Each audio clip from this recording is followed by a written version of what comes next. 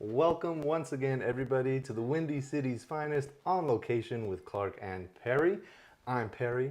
He's Clark. This is Margaret. Inspiring the Artist in You. Thank you so much for inviting us into your home, Margaret, and for showcasing some of your lovely pieces here. I'm super excited to get to know you a little bit and your journey and story, and then definitely get to feature some of your skills and artistry and craft and everything. The first thing I think we have is just a little bit of a mini game here of Spot the Lie. And so I'm going to throw it to Clark here pretty quick. I think I'm going to be in the hot seat and I'm going to try and spot the lie for yourself there. And then we can just talk about it and yeah, nice and casual. Excellent. All right. So the first set of questions are ready for you here, Perry. So the first one being that they find value in Muji, a sage of wisdom and meditative lifestyle. Enjoys reading Covenant of Water, Cutting for Stone by Dr. Abraham Van Gies, and then finds enjoyment in scrolling through Netflix and Prime TV. I love that. I mean, assuming it's the truth, I love Netflix. I love scrolling through things. I really appreciate the wisdom and meditation aspect of it. It's kind of hard because we're pretty much strangers. So I might take a bit of a guess here and say the Netflix is the lie. Is that correct? Nice. Yes. Yeah. Netflix is a total disaster. Yeah. For sure. Material that's often on it. No, for sure. And I kind of where I went with that was just I really appreciate the visual art and kind of the way that you kind of seem to weave stories into your art. And so I figured maybe you wouldn't be interested in taking the time to kind of scroll through Netflix and figure out what you want to watch. And it can be, yes. I'd far sooner read. Absolutely, yeah. And there was a book in there that was mentioned, and so that would have been true. Can you tell me a little bit about that book that you enjoy reading? Oh my goodness. Dr. Van der Gies is an amazing author. I've just touched the Covenant of Water at this point because I picked it up on my iPad. Yeah. And I'm waiting to buy the book. Right. Because I need the book. The physical copy. The physical book. Yeah. So there is seldom a statement, a sentence that he puts on paper that isn't full. It's so worth, for me, the read. Yeah. It's life stories, or a life story, I would say. You have to get the book. Yeah, you have to get the book. It's not. It's not to take lightly. There's a lot of very valuable information, and yet it is story. So, what I'm kind of hearing there is like I draw a parallel between maybe how much time probably goes into making those sentences and stories and making them as full as they sound, and your artwork and even just the process of it, which we're going to dive into, and just that kind of idea of how much time goes into it and layers and building on itself to make it that full. Which is how I view my paintings. Yeah. I just can't play and put something on, and I'd like to sometimes actually to have that freedom. I don't. I plug in the detail. Yeah. And I have to really work to let that go a little bit sometimes. For sure. No, I really appreciate that attention to detail. And it means something. It has to mean something, or yeah, like having to have that research going into it, and that it can maybe change a little bit, but ultimately it's founded in something very solid, it sounds like. Yeah. Well, the TP has, at one time when we first moved here, it was just a beautiful icon of the city. Yeah. It became, when I actually started working on it in 2022, I'd never seen it in that light. And so you have to, the light changes by season. They'll turn it on or off depending on color. I had never seen it that colorful. And it just was when I first started falling in love with it. And then I put work into the research to properly get the dimensions so that everything is correct proportionally. The storyboards, that's the technical part. Then the feeling comes after, when you actually start putting the painting's there. Now I put the top on and I start feeling it. And there is so much more to the Sami's teepee than the eagle feather. When that just kind of appeared not by plan. I mean, I finished it out a little bit more, but it started to appear, and I didn't want to use it. I wanted to use it, but I know that the eagle feather is very meaningful and spiritual, and I have personally no right to use it. So I did more research to discover, of course, that the eagle feather and the word Samis go hand in hand. Oh, awesome. It is, the word Samis, actually, my understanding, it's an indigenous word meaning eagle feathers used in the medicine man's headdress. So, of course, it totally belonged there. And it stayed, and I love it. Yeah, I think it's a wonderful addition, The teepee would not even be part of Medicine Hat. It wouldn't be here. It was built, actually, for the Calgary Olympics, the Winter Olympics in 1988. Interesting. And was to be destroyed because there was no purpose beyond that after it had its use. Unfortunately for everybody across Canada that travels that highway gets to see, because some very generous philanthropist, which I do not, I should have his name at the tip of my, but I don't have it at the moment. Okay. Anyway, a very generous person purchased it, arranged to have it brought back to Medicine Hat, and it is sitting on 39 hectares of historical archaeological sites of the indigenous people. So there's more and more and more that I could say, but it's well worth the read, and it's well worth appreciating the icon that sits in this community. And I really appreciate that. Oh, I think Clark has something. I Googled the philanthropist that you were saying about awesome. too. It is the late Amerigo Rick Nella Filenti, apparently, if that rings any bells. Yes, it does. Yes, it does. That's correct. Nice. And of course, the work of many, many others to make it happen. But it is a free space. There's no fences. There's no. I haven't painted fences. There's no walls. There's no roof. There's infinity.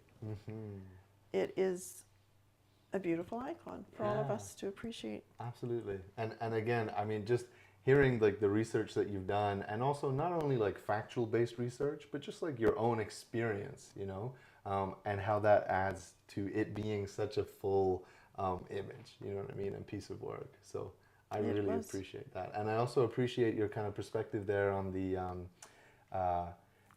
because I know that one of the other truths there was more of a spiritual related thing. And is there anything you wanted to share about that? I could, but I don't know how long you... For sure, we can totally move on. Yeah, I think we should. I have a very deep experience that took place there. But no, we'll move on. Sounds good, absolutely. I'm gonna throw it back over to Clark. I think we're gonna ask you some truth and lies about myself here, and just see if you learn something fun about me. Okay, Margaret, the fun about this is that... that's not fair.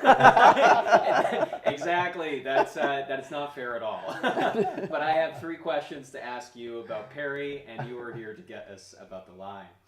Perry made it actually a little difficult for yourself, so I'm gonna read them out one by one to you. So Perry has not been to Toronto, Ontario. Perry has been to Victoria, BC. And Perry has been to Whitehorse, Yukon Territories. All travel related. You're from England. I'm from England. You got that. I don't know how that helps you here, but... Well, maybe you were in Victoria. That makes sense. Yes, yes. But Toronto or Whitehorse? What do you like doing? What do I like doing? Maybe a few hints here. I do enjoy winter actually quite a bit.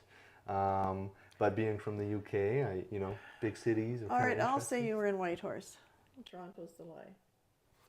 Ooh, so close.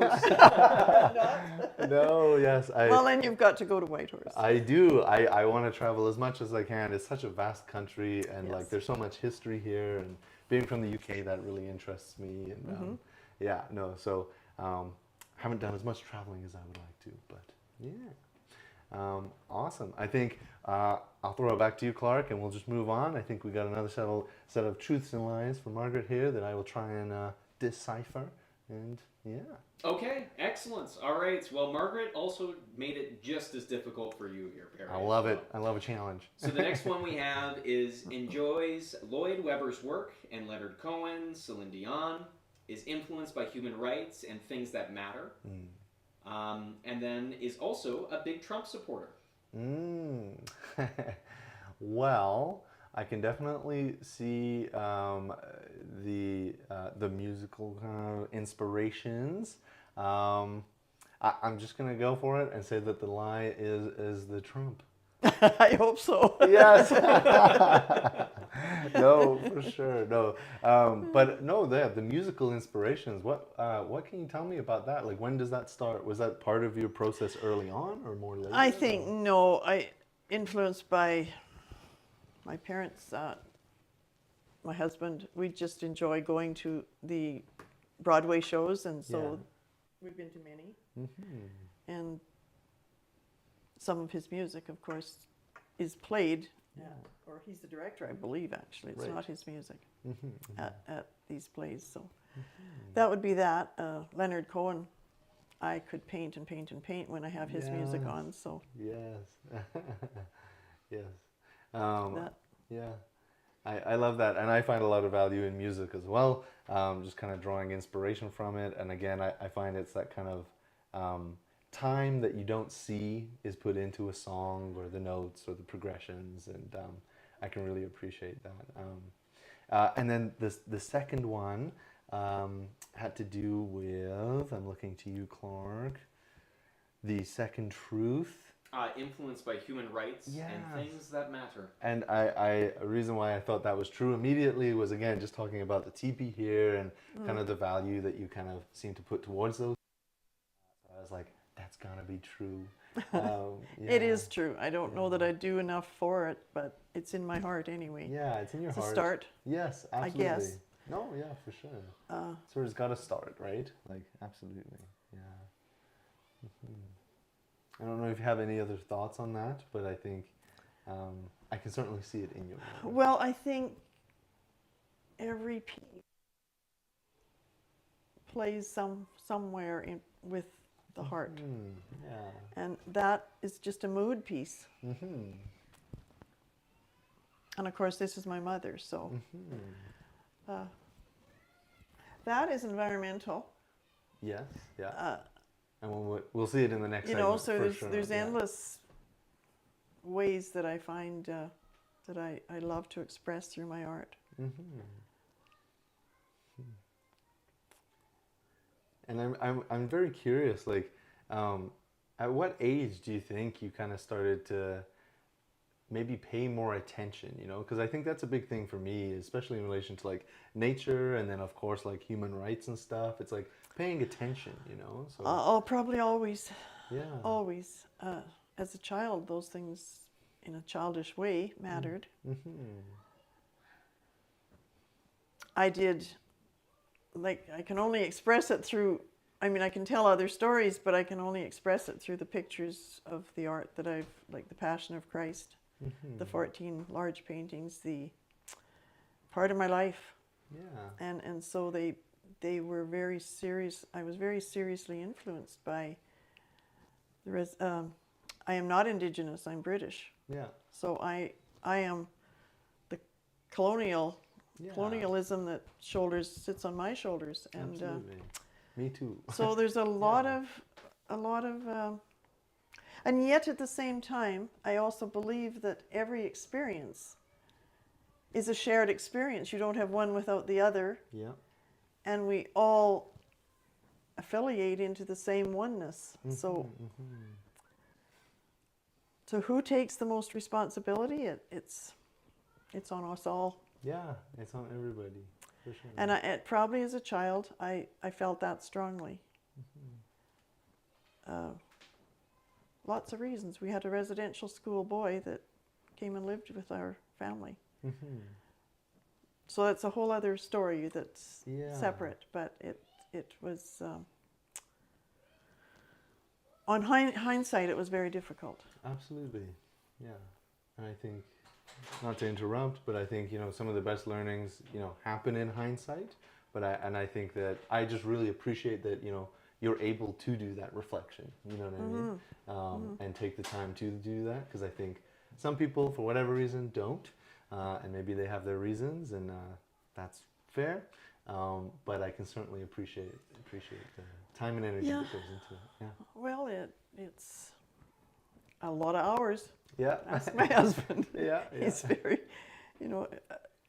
when I'm painting, the day goes by. So what a gift to me. It's a absolute blessing to enjoy something enough that you don't want to let it go. Yeah. And then I'll be fine and not do anything for a period of time. And I probably need to do that for a while now, because I've been very busy for a while.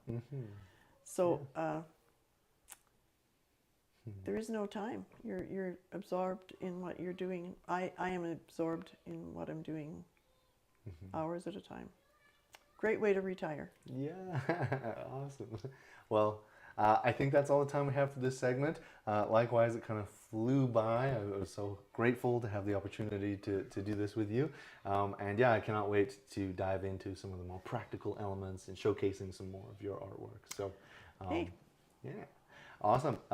Thank you so much. If you're watching on the live stream, stay tuned. If you're watching on Telesoptic TV or YouTube, thank you so much for watching. This has been the Windy City's Finest, on location with Clark and Perry. I'm Perry. He's Clark. This has been... This is Margaret. Inspiring the artist in you. Thank you. The discussions that you've had with Perry already and just a little bit off camera have been very inspiring. And I think I want to kind of get to know where exactly a process that is so intentional and thoughtful kind of starts as well too.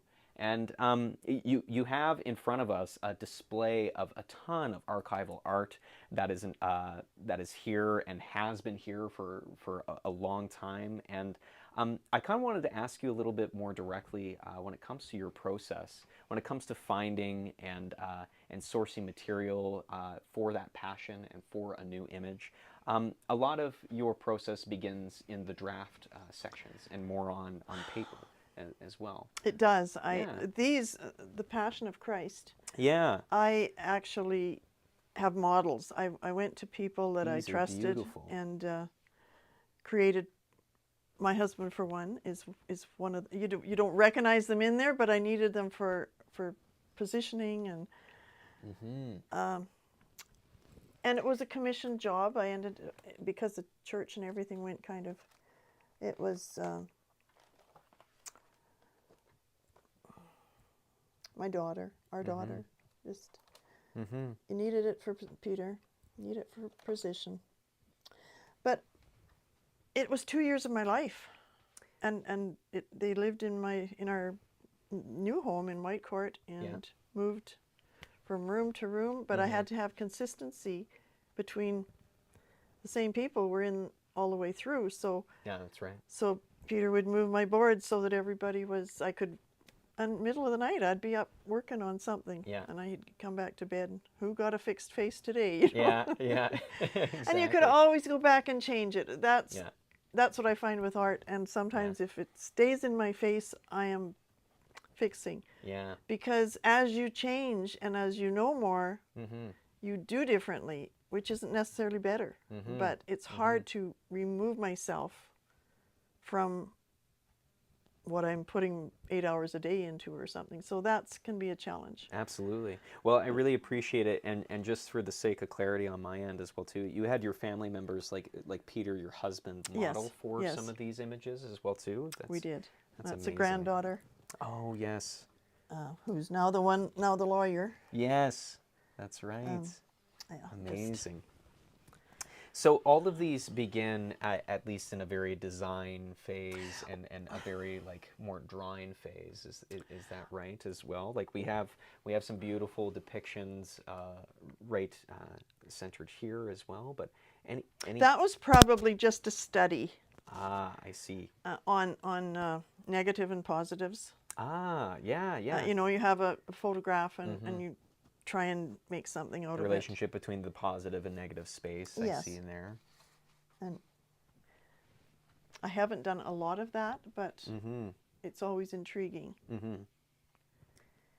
You've also done a very great job when it comes to archiving a lot of your work and portraying it in not only like the original pieces, but also being able to print it in multiple different fonts and Yes. medias as well too. I know one example you pointed out to us just earlier is right over here as well, which again, when I take my first glance at it, I can't tell what is the original versus I the, have to look actually, yeah.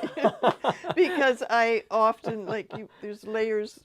You know, I don't like necessarily when it's printed. It does not ever pick up all the colors the same as the original. That's right. And depending on the color you choose as paint, the printers, it's not necessarily the printing people that can change it. That's right. Yeah.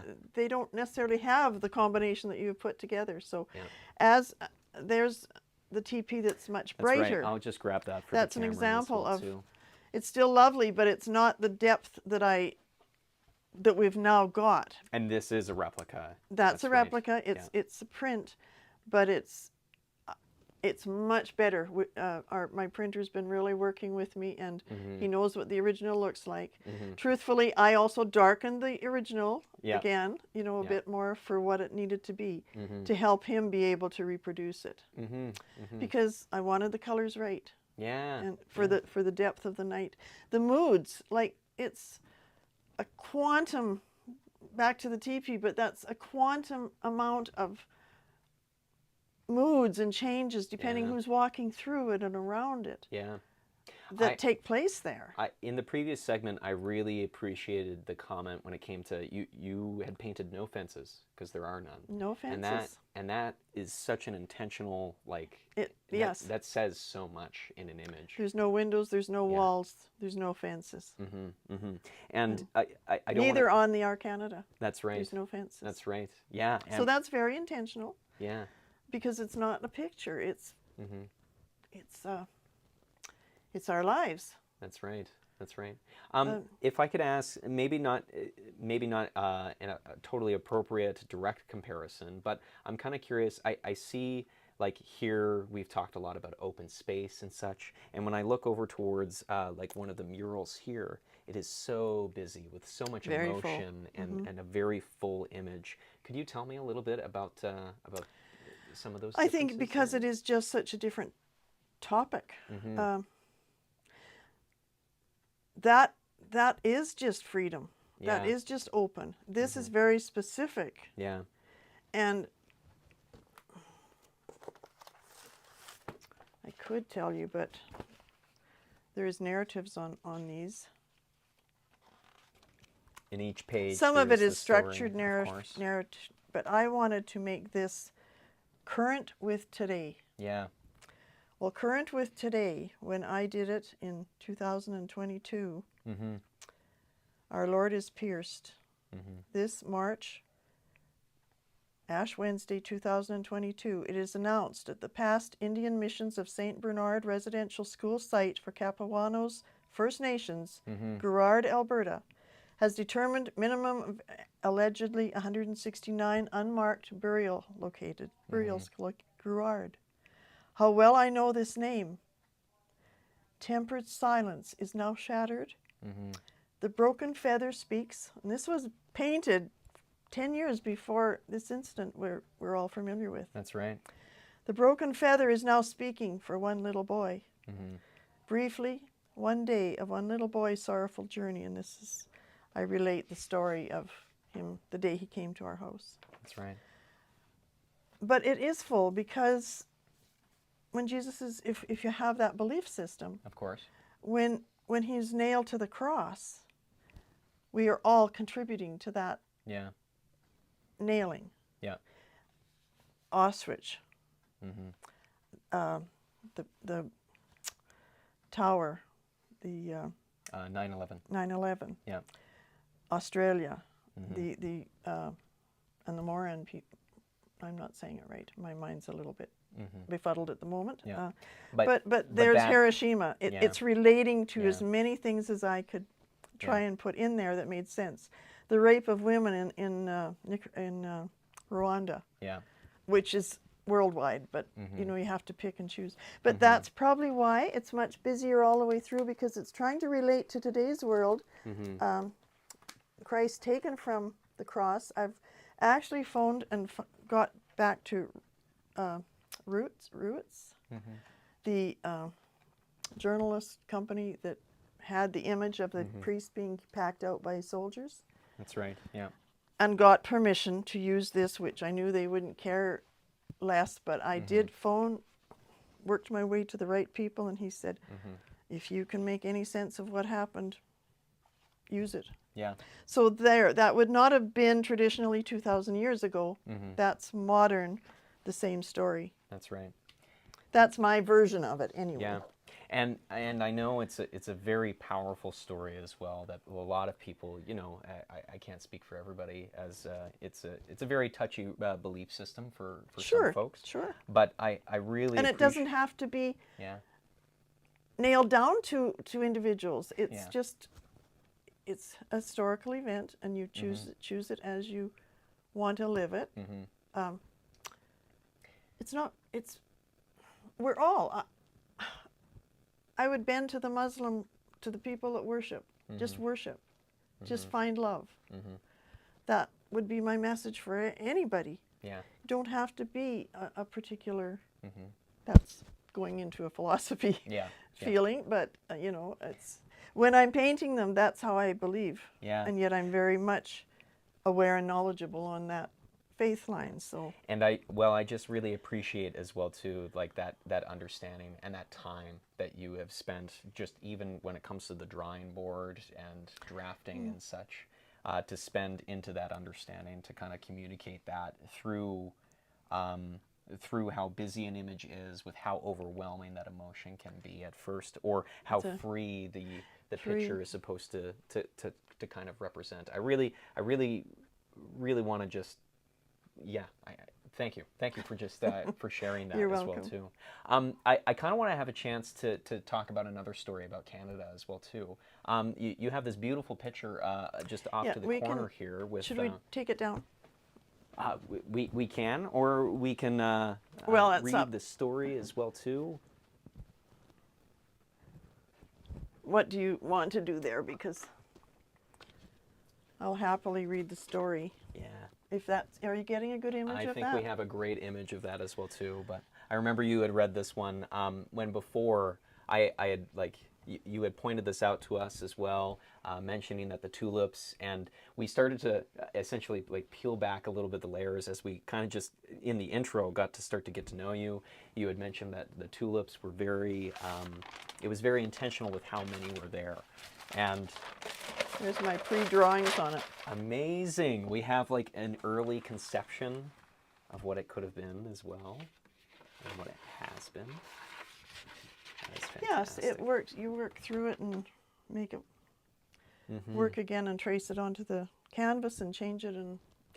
But I sold many prints, and every one I have reworked a little bit, because just to pull the ridges out. And so that is a print, actually. Anyway, I was actually at the art club at the college here at Medicine Hat, 2017. Right. And so this was influenced, not the painting at all, but by a weekend instructor that came in and just trying to help us. I think he might have even talked about something about Canada to try and, you know, create an... Anyway, this is what I came up with, but the image is mine, but it was also inspired by the college encouraging us to remember what's coming up. Absolutely. So anyway, our Canada 150th celebration. Name of the card. The vast, majestic, versatile landscape and resources. Water. from sea to sea, for aesthetic value in the painting for sure, but more importantly, the intrinsic value of water, potentially a very political issue in our future. Suggestion of the grazing and rolling fields, mining, the foreground of tulips, 13 tulips, representing our 10 provinces and 3 territories, each diverse, yet developing together as one whole. This variety of tulip, named sesquicentennial, yes, or maple leaf tulip, was especially developed by our Dutch friends to help Canada commemorate our 150th anniversary. Its colorful design suggests our maple leaf, and as well, the eternal flame on Parliament Hill. But why the tulip? In 1940, World War II, after Nazi Germany invaded the Netherlands, Canada became a sanctuary for some of the Dutch royal family. When Princess Juliana gave birth to her 3rd child, 1943, the Ottawa Hospital was declared extraterritorial to ensure the baby's exclusive Dutch citizenship. The family lived in exile here in Canada for 5 years. This act of generosity, as well as the role our soldiers had in the liberation of the Netherlands, was awarded in part by the beautiful gift of 100,000 tulips to Canada shortly after the war ended in 1945. This gift to all Canadians represents hope, faith in humanity, and has continued for many years post-war, inclusive to 2017. And the child, who doesn't remember swinging as a child? To me, it represented flying and dreaming, and it is freedom. And for this, our Canada. Amazing. No, thank you so much for sharing that story for ourselves again and to our viewers as well.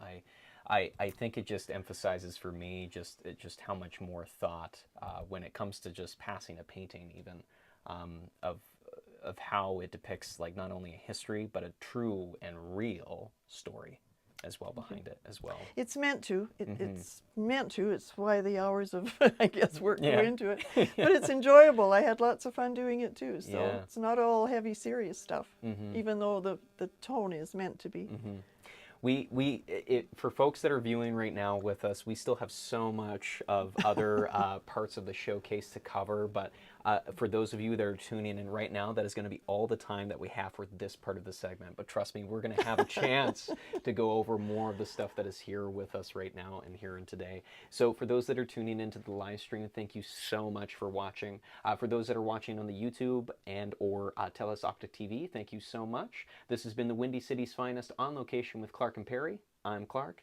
He's Perry. This has been... Today I'm just going to say Marg. That's usually how I'm referred to. Location with Clark and Perry. I'm Perry. He's Clark. This is... Marg.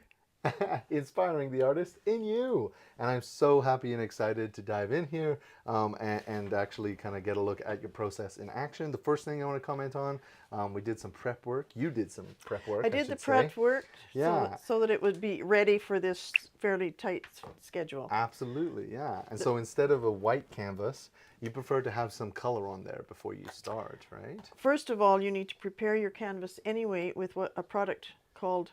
yuck.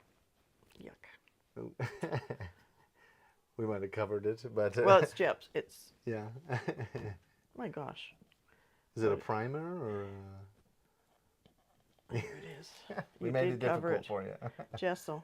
Gesso, nice. Well, it's one of the first things you learn. So. Yeah, right on. It's also the first thing you forget about. Yes.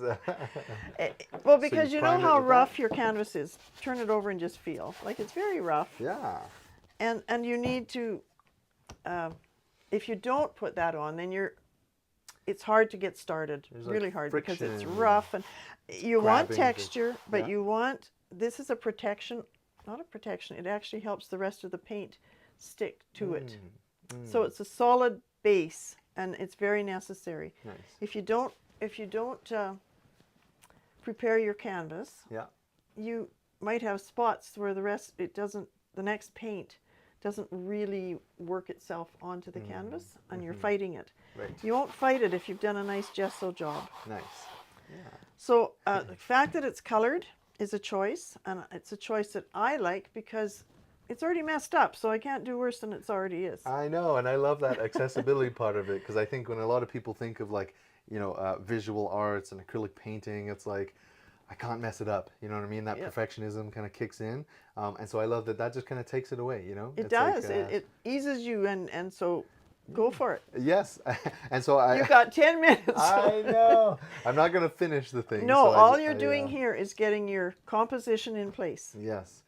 And so we have like this for inspiration, and I love that you use this kind of tool, very simple, and then we're basically trying to recreate that on the page. That's right. Here. And you mentioned pencils. And of course you can use ovals, you can do anything with that, but for simplicity's sake, that kind of is the shape of your canvas, so work as big as you can. Keep it like that, but you're not tied to it. Yes, don't tie yourself to it. Yeah, and then so you mentioned pencils. You would just sketch out the kind of shape generally. I would probably first lightly do a sketch, but don't fight it. Yes, just get it on there. Okay, I'm just gonna get it on here. We got this kind of circle. I see this. What are these called on bicycles? Spokes. There you go. Spokes. You got my back there. Awesome. Those are coming in. We got this that comes up more or less to there. There's kind of grass up in here. Don't be afraid to lay it on there. Yeah. You'll cover it with paint anyway. That is a very good point. Thank you for the reminder. Yeah, you're not making it perfect. You're just getting your idea on there. Absolutely. I love the freedom. I love the just go for it attitude. Oh, and then we got the barbed wire in here, so that's about here. Just for myself, I'll do that. Oh, there we go. Nice. And one thing I really appreciate about this is just how much your stories mean to you, but that the actual approach when you sit down to do it is just have at it. It's not very precious, Yeah, no. I really love that. Now, something like the TP, it actually had to be more exact because I wanted those, there's only so many posts. Yes. That had to be correct. Yeah. The height had to be correct. Yeah. Proportionately. Mm-hmm. Everything did have to be very actually exact with the TP. Yeah. I didn't do this, but this is much more fun. Yes. I'm just realizing that my circle here comes pretty much all the way out here to the end. So would you erase this or just? Not at all. Yeah, you just. Either take it out or say that's where it is and change it. Right on. Oh, you can't there. Yeah. So you have to use your, it's not important. Yes. Cool. We'll do that. What's important is how that's going to, the overall composition. Yes. I'll do that spoke, this spoke, and this spoke. And then the post can stay right there. Awesome.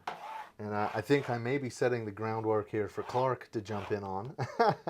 So I'm not going to give myself just the 10 minutes to finish the thing, but I see you're working very fast. Okay, now once you've got your kind of design there, now let's get the paint on there. Yes, let's do it. Because the pencil lines can move, but the paint won't move, and that will help stabilize your painting on top of it. Absolutely. And I just want to address your brushes here. I just love how used they are. You know what I mean? And so, is there a specific one I should be using? No. No? Any one works? Do you want wide lines? No. Maybe for that. Maybe for that. Yeah. But you can use any of these. Okay, I'm happy with Because this. the acrylic we have to wash immediately. Right. And you should and I do keep acrylic and oil separate. Right. But today I thought, because I really have used up my oil brushes, we might have to overlap. Okay. But acrylic brushes have to be washed immediately, or you get garbage. You throw them away. Absolutely. So go for it, Perry. So mixing the colors here, do you do any color? Would you mix them? I would not mix there. I would stay where the lines are a bit darker, maybe use your red. Okay. And your yellow stay on the highlight. Cool. Top of the grass maybe. But just draw your lines in. Okay, I'm going to take your advice there and go for the red here. And if it doesn't move with flexibility, you can dab a little water on it. But okay. Yeah, just get it on there because you're going to cover that up. Yes, okay. The other spoke is about here. The post looks a bit darker as well. Awesome. Yes, and I am by no means a trained No, it's artist. not. It never matters. It's partly the pleasure, and part of it you're getting a movement happening. Yes, absolutely. And if you really want to change, just wash your. Don't be afraid to make a mess. Yes, it's part of the process. Very much so. Awesome. Okay, and then you had mentioned yellow. I can just wipe this on here. Oh yeah, that's just garbage. Cloths and paper I use a lot of. So yellow you would maybe Get all use? your spokes on. Yeah.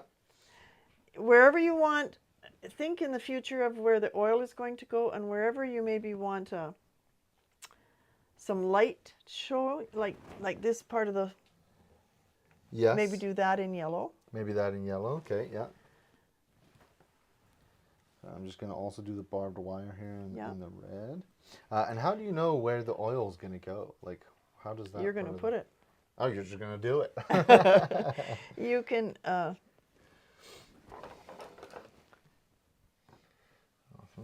That will turn purple pretty fast. Oh. And I guess that's a great thing to bring up, just like color theory. Is that something you think about a lot, or you kind of go with the flow, or? I understand color theory. I've studied it, but I do a lot of just puddling around and just doing my own thing. I don't put a lot of effort and worry about what color it is. Again, that kind of accessibility part of it, right? It kind of comes with, I suppose you learn what you like. Yeah. Awesome. I did appreciate that. And the darker, if you want to mark off your darker so that you know where they are, you can choose that, and there's that on that brush. But mainly, I kind of avoid the dark at this point because I want the brightness to show through onto the oil.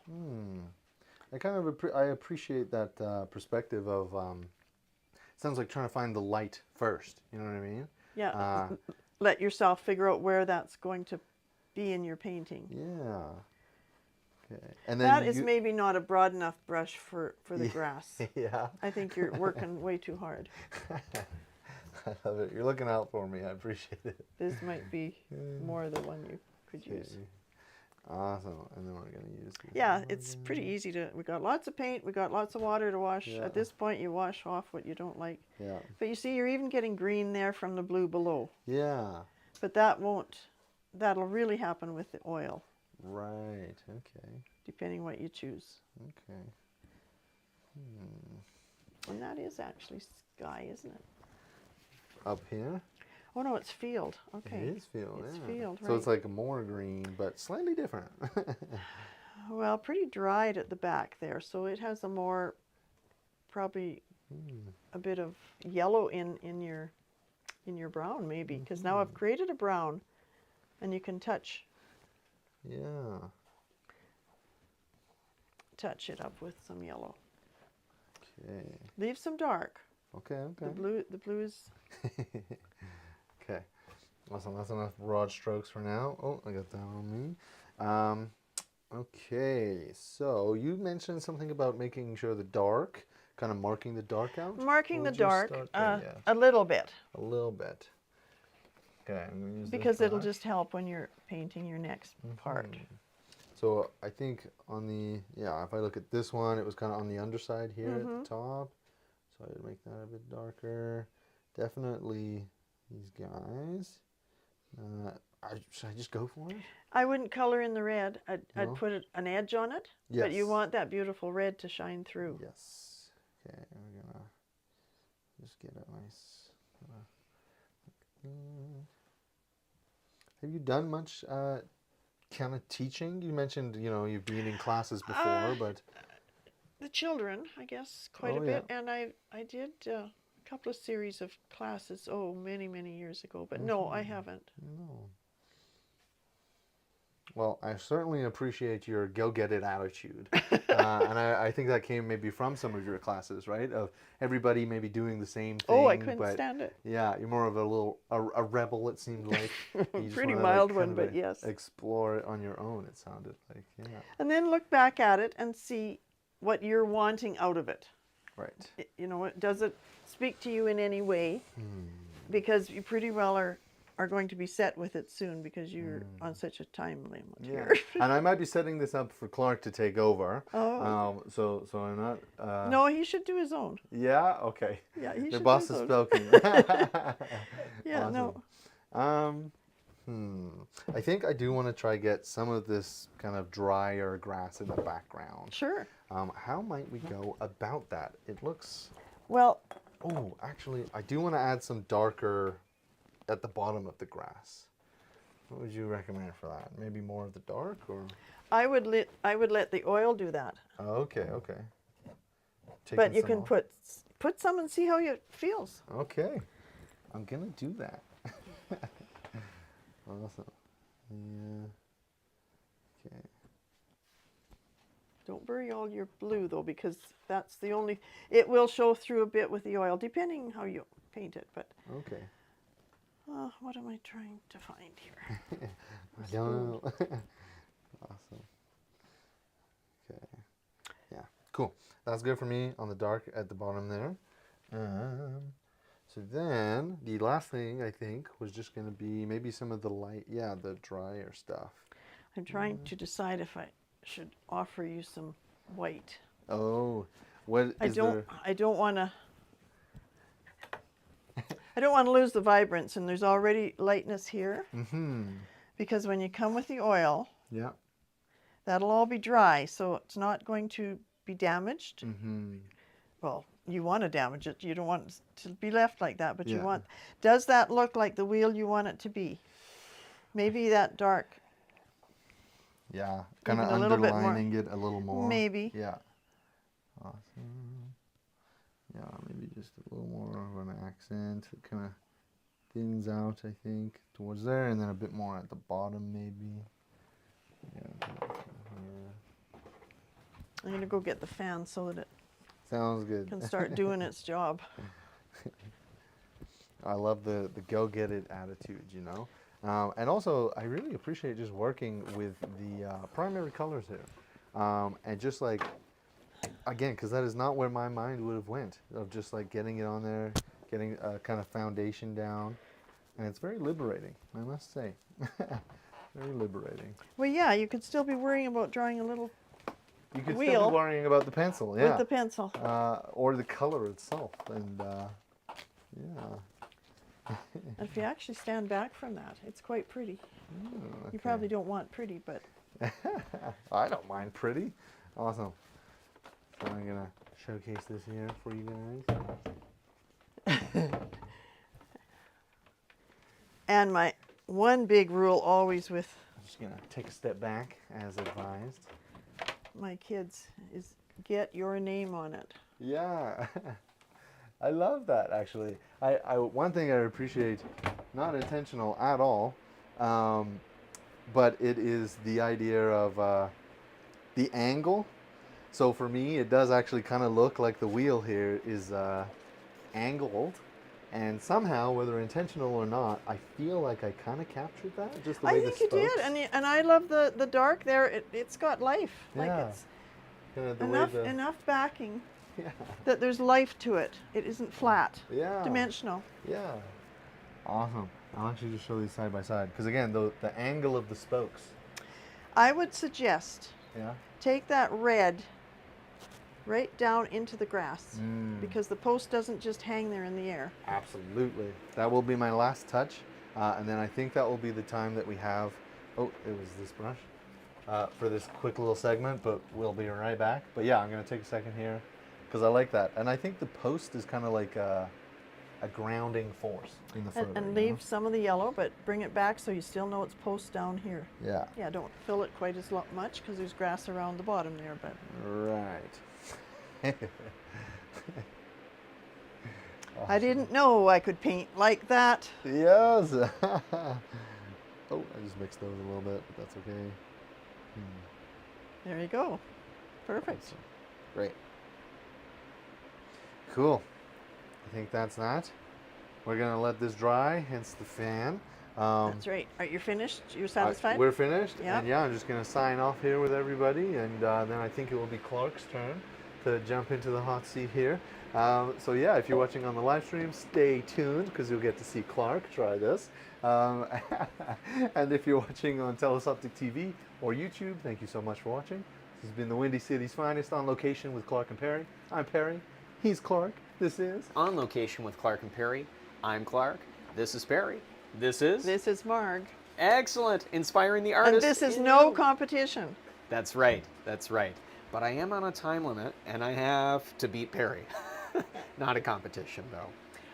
I am so excited to be working alongside kind of the master here. I see a little bit and appreciate so much of that blue base in behind. I think I've set up my photo pretty well, and I'm going to change to a different photo. And I think as I'm looking at it, I kind of like to use a little bit of the white for the base of that nose for the skull that I think I'm seeing right now as well too. So I think Where I'll you're just putting white, I'd probably put yellow probably put yellow. Okay, at this point. noted. Put white over it. Noted. Okay, excellent. So I'm going to just go ahead and start tracing what I have, so you can kind of see it's a bit upside down from that perspective there, but I like the horn. I'm just going to kind of go for it. I'm going to try to bring in all the training I've had from all of our previous features and other artist mediums as well too, and I'm going to put a few of them. Well, a few of them are probably going to be shaking their heads right now as well, but we're going to try. I really appreciate just how large that horn is as well too.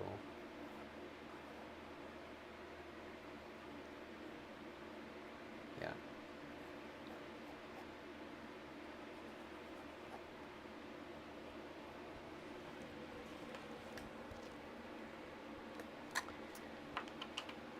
Curvature of the skull a little bit. When I'm saying that, I'm kind of taking that back, because if you look at that, Such a stark difference as well. yeah, it might need that Yeah. because you. Well, I do like how you mentioned yellow because there is a shadowed portion I see. And I think maybe that could be useful. But remember, there as this well, is too. the under that's going to be buried anyway. That's right. That's right. I hope it's going to be buried really deep. Have there been many challenging projects of yours that have? Oh, Yeah, I can imagine so. yeah, it's especially when there's people. I'm not, even though I managed to do portraits and quite well. It can always be a People do challenge, not. though. I can't just draw. I haven't learned how to just do a good image of you and do a good face, and it doesn't come easy. That to me doesn't. So that can be something to work on if I ever get there. Oh, see, too much time to think.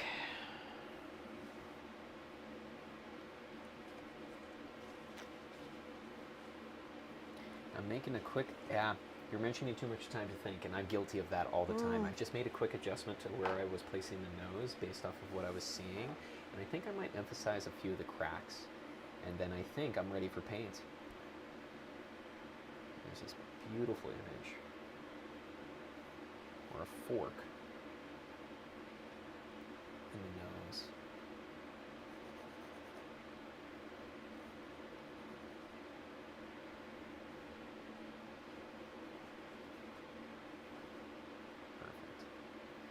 Okay. I think I'm ready. I'm gonna try our best. Now, one quick question I do have for you is, like this area that I have shadowed, are we wanting to like cover the canvas in the shadow?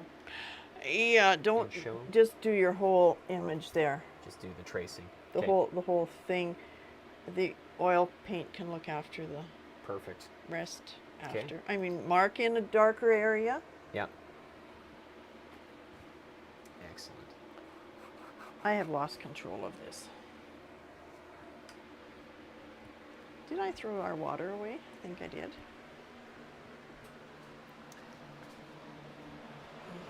Especially these areas of where I see the sun is kind of touching on the skull. That's probably where I'm going to be placing a lot of this.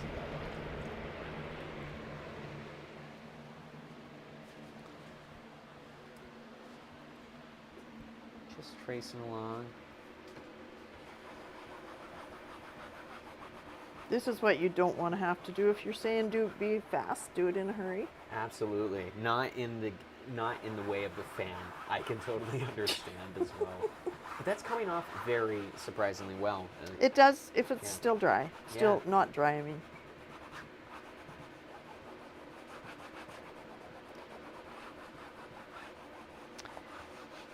Again, this is why it's important to get your composition right before you get layers of paint and then discover that it doesn't do what you wanted it to do.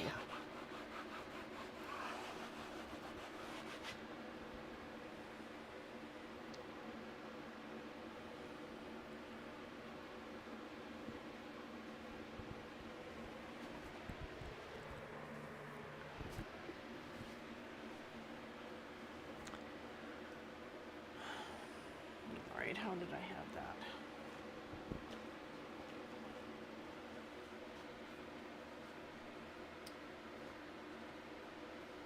Excellent. I have a ton of grass to depict.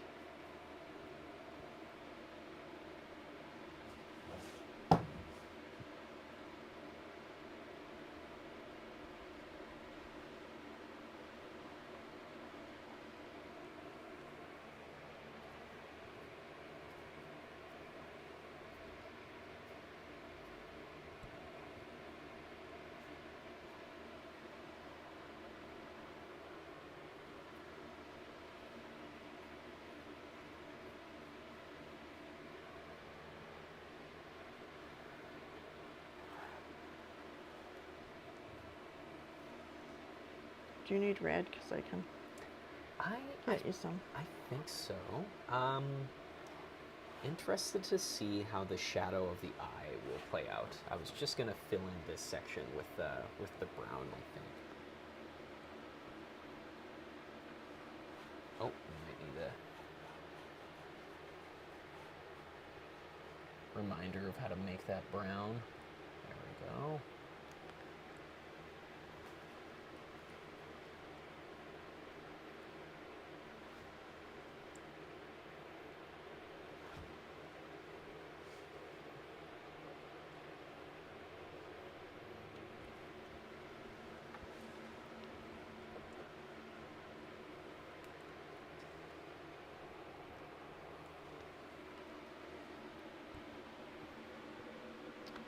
So now there's going to be that big glob of red paint left. Probably some. So what do you do with it if you don't have a painting on the go that needs some paint? Where does it end up? Where does it end up? Throw it out. Throw it out. So it's very easy to find somebody that didn't duck their head fast enough. Mm.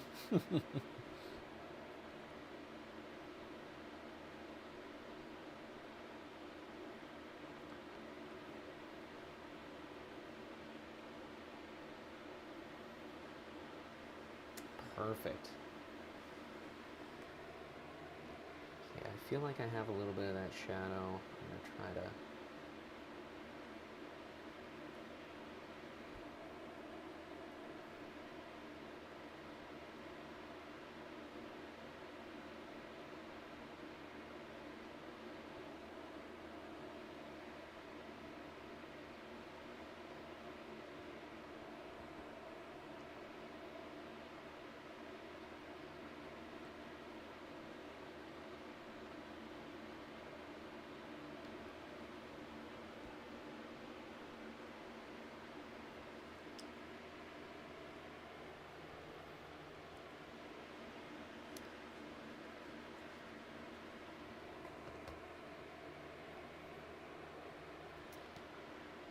probably want to trace a little bit of those highlights, I think, with the white. What might be the proper brush for that? Probably. That one's probably good. Excellent. Perfect.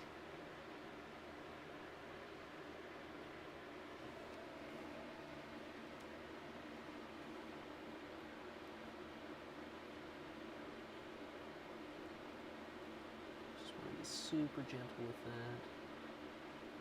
And kind of pull itself away. Picking a little bit up of the yellow, but that's okay.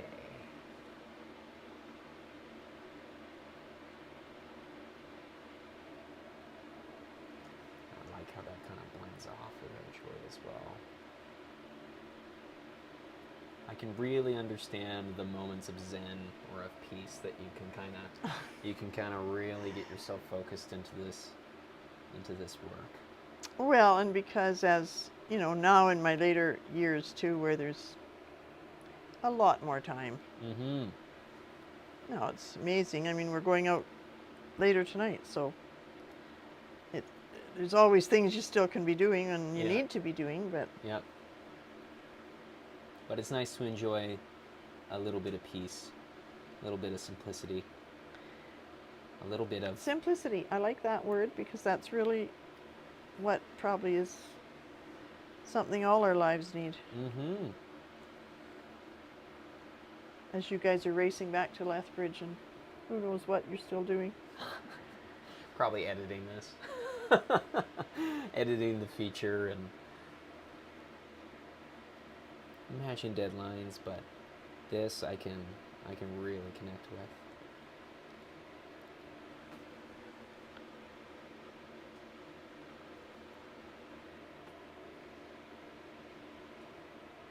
You're going to need to speed her up, I'm thinking, for your sake. I think you're right too. I started to get the flag as well. There is so much grass, but I'm not too sure if I want to go necessarily like green, or would it be more of the yellow that would truly turn up? Well, you know what our grass looks like here. So it doesn't need to be green.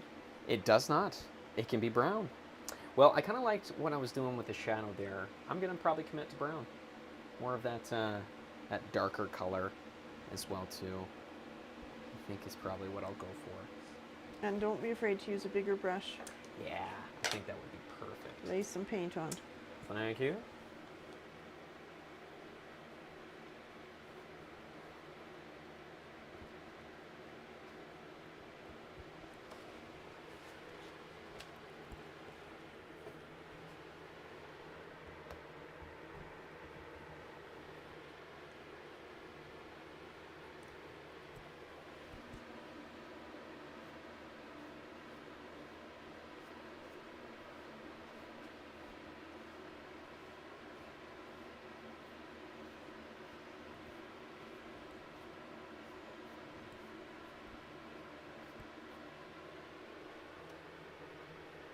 From an earlier feature, you'll notice that I'm using a crisscross technique.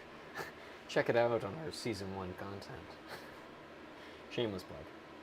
It gives nice textures. It does, yeah. And I like the appearance of textures, of something different happening. Exactly, yeah. And for me, I'm feeling like it's more of like there's such a wild and fierceness to all this grass that is kind of just around, and I'd like to show that off in a way.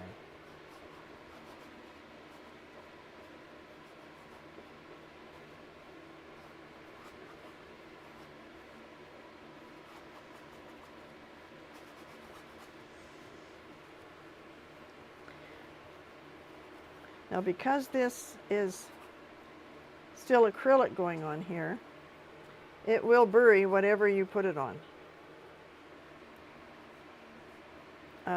Whereas the oil tends to not do that, unless it's dried and really...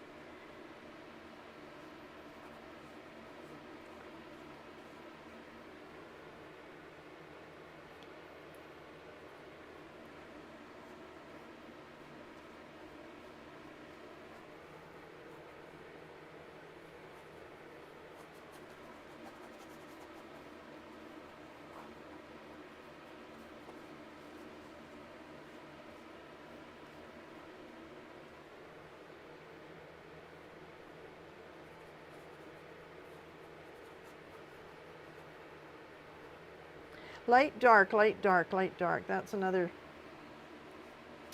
when you're doing an area. Light, dark. And when you dip your brush, light, dark. That can really give you some. Without the light and the dark, you don't get a depth. Yeah, you don't get much. That is certainly not as much coverage as I was hoping to get, but I understandably so. You were able to cover so much more ground than I am. You can still cover more. Right there. That's a good Whatever point. you want. I've got the time, so it's up to you, gentlemen, when you think you need to get.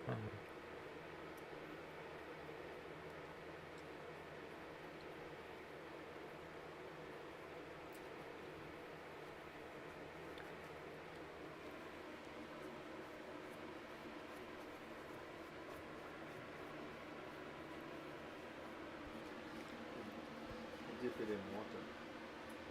Oh. It will help it spread further. Ah. Perry decided to lend me a helping hand.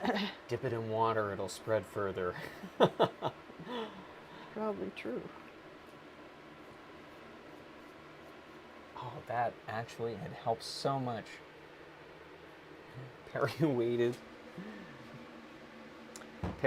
to give me that tip as well, but that I think is going to be all the coverage I can get for That's right good. now That's as good. well too. And I would like to just probably portray a little bit of how far we got just in 15 minutes alone, just off to the camera there. Clearly, But there's lots of depth that happens Yeah. with the color that's already underneath that you started with and did nothing exactly to have it, you know. So that you can put any color. That's right. Well, I really appreciate that time that you've spent with us so far as well too. For those that are tuning in, stay tuned because we still have a little bit more to kind of go as we'll be covering this in a later segment with oil as well to I see should that put depth it of to that color. dry. Do you want to reach me that piece, Absolutely. please?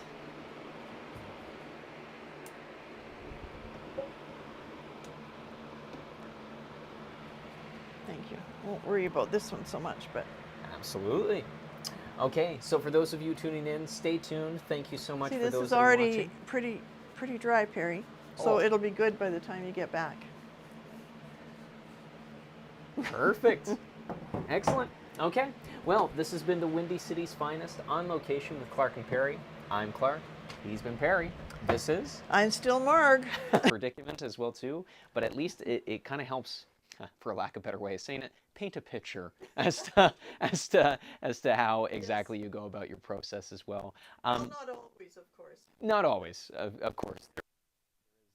A lot of like back and forth, I imagine, when it comes to a lot of the gripping of the work as well. Well, and some are all acrylic. Mm-hmm. Like acrylic is with as far as it dries quickly. Mm-hmm.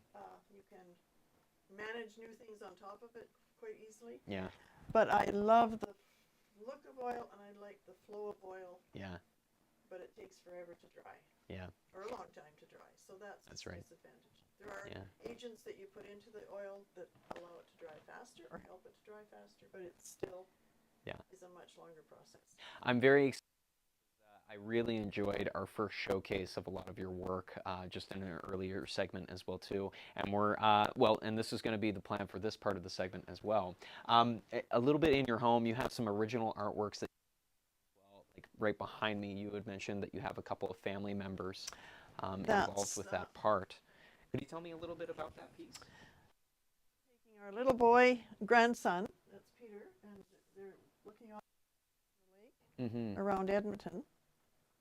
And it was just a moment that I treasured. It came together so easily on canvas. It doesn't do that. Yeah. So it's a treasured picture, of which that original, of course, will belong to our grandson, who is now 22. That's it.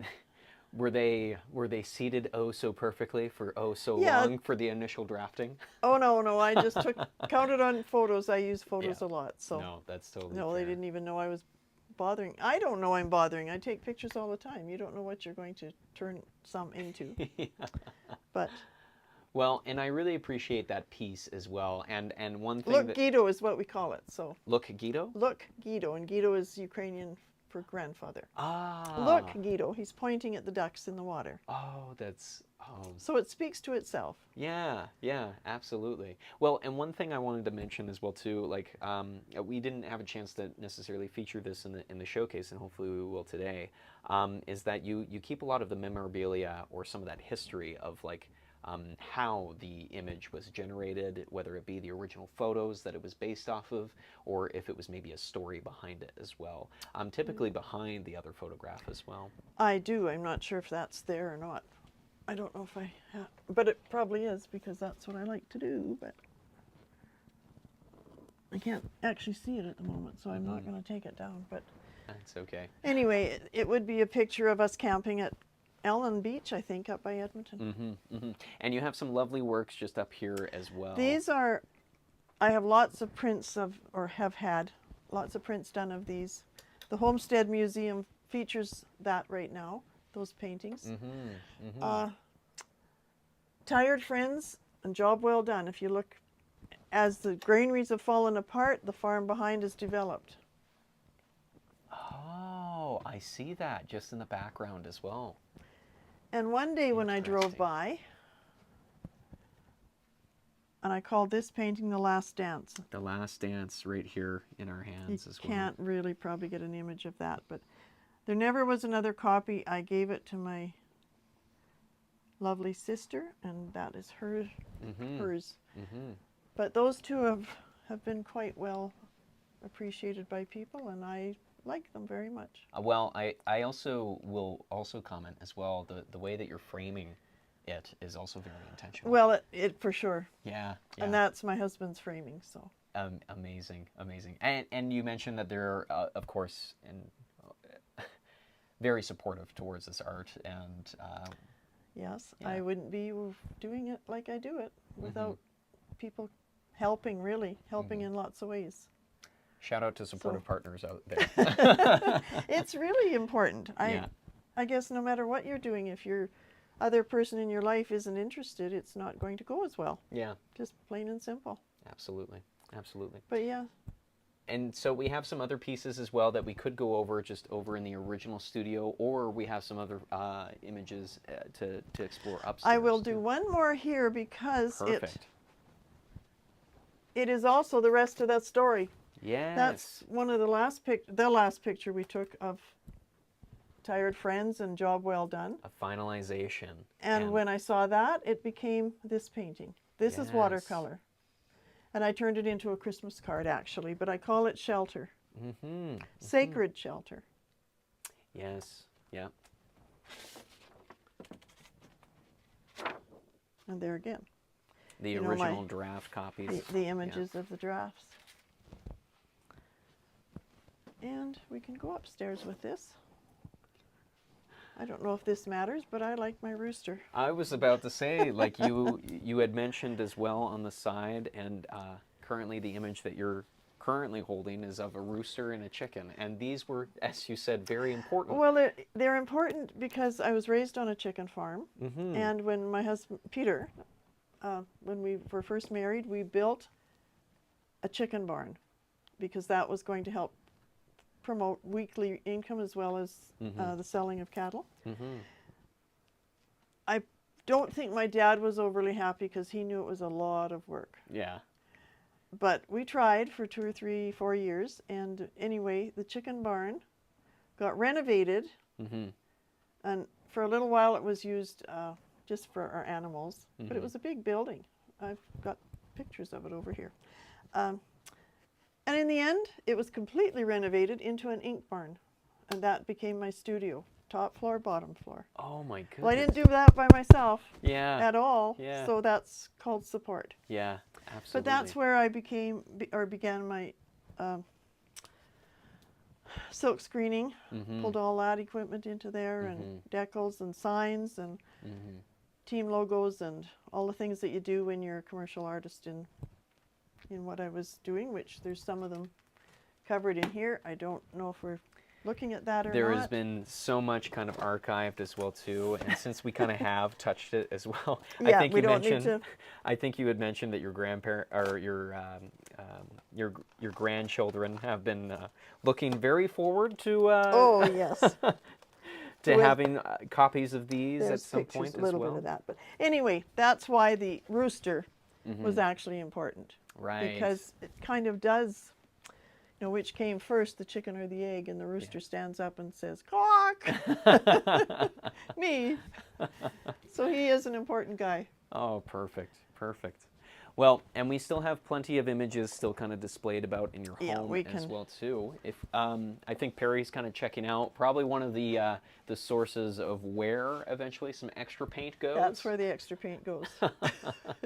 Three-dimensional at least. Yeah, yeah. Is this an oil painting or like It's acrylic oil. and oil? Wow. That's just, it's only the oil I put on there. That is amazing. If I don't know if our viewers can necessarily see it as well, but the texture on it alone. Well, is because you don't waste very paint, so in-depth. there it lies. Yeah, absolutely. And it, It just adds a total 3D effect as well. Really but nice. that, I don't know when it's going to be done, but I think it deserves to go to rest. To rest for now. Excellent, excellent. That is a picture of our yard in a watercolor. Mm-hmm. So there's the ink barn at the back. Excellent. So that's where home base was for a lot of my commercial art. The beginnings, essentially. Fantastic. A lot of memorabilia, and actually, if we have a moment as well too, I wanted to maybe talk a little bit about some of the mural work that you've done as well. This was local, was this not? That was done in Edson, Alberta. For Edson. We lived in Drumheller and we took the pieces, but there was 14 large signboard pieces to fit on a particular assigned building. Yep. The theme was industry of yesterday and tomorrow, today and tomorrow. So I had images of local people, my dad,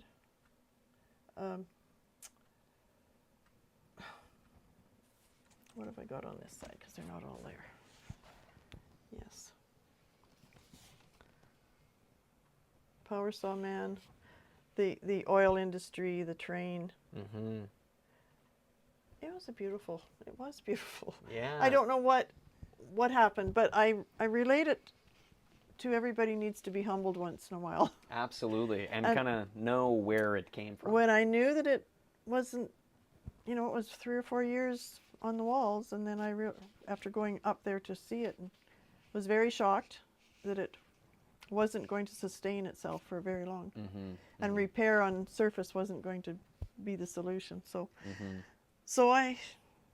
that's life. Such is. Yeah. I wanted to also mention that you have a large influence when it comes to like that industry work, but also that stuff that happens in the old days and such. I am of course referencing and segueing towards like this image just here behind me as well too. This is like an old like sawmill or That was a logging neighbor area as in well? near our farm, and that was a well-known people that had sawmills. Was this also depicted in the mural No, as well? no, I didn't do that. I moved the sawing into the more modern. Well, no, that's construction. Here, down here, and the I timber. see. Getting timber hauled in from with the big grap holes and. Amazing. And so what inspired this original piece then? You mentioned it was a neighbor who had. I think I just wanted to capture history. Yeah, capture a piece of that. So I have a very small photograph that gave me that information. Amazing. Yeah, there's that turning into a fine art. But, you know, I gave up on that one because I thought, who's ever going to want to hang that on, you know. After a while, it's very tedious work. That's dot work, like dot, dot, dot, dot. How long does it typically like take you to work on something like this? Like, what would you say is kind of the lifespan or the journey of some of the works? I know that can be, well, That's quite a a broad really, question. really hard question. Some go together well. I think because our Canada was well planned, she went together very well. Yeah. And so quickly. Those leaves right there, that was a large painting. And I did that probably in 2 or 3 days, but I was on it was just a gorgeous fall day, and the wind was floating by with these leaves, and it just kind of pulled together. Yeah. But that's more abstract, so that's not as difficult. But sometimes it would be, well, this. That was well over a year, and that was pretty dedicated work. But I'd like to have 2 or 3 on the go at the same time, because some you get tired of doing it, and some you don't know what you're going to do to fix it. And but that isn't the best image because we're not photographers. That's right. But the picture's gone. It was, you know, a private commission. That's wonderful. And so, when it comes to some of the depictions that you utilize, do you find like portraits are certainly more of a challenge, or would it be? Oh yes, if I can get you to turn around, I'll be very happy.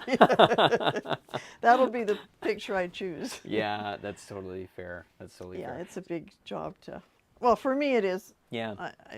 And what do you find is that like what is it about it that makes it take that much longer? Or because whoever likes your own picture.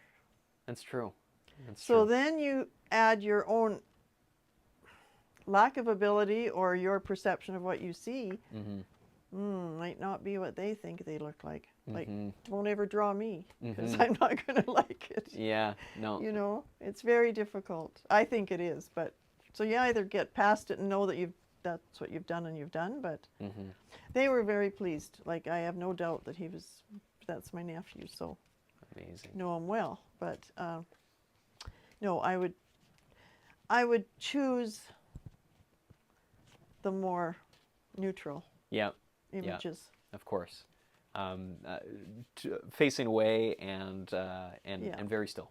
Yeah. Ideally as well. I know that you do some like more landscape work as well off to the side here, and there's one particular piece I'm looking at just before we kind of close off this segment that speaks to me a little bit, where it looks like we have like the wildfires kind of going on. Yes, that in was the right background. across the river from where we lived. We watched that fire take place in Drumheller. In Drumheller as well. And the grass I didn't feel alarmed for safety, but you realize how fast it was moving and the damage that could be done. That's right. Because they can't get into some of those areas, and yet there's farms at the top. And yeah. I can imagine that it gives you a whole new perspective when you learn about the wildfires and know where they're kind of being placed right now, and just like you said, just how quickly they actually spread. Yeah, it can be tough to kind of visualize, but I think it's very interesting. That easel could be moved if it would help.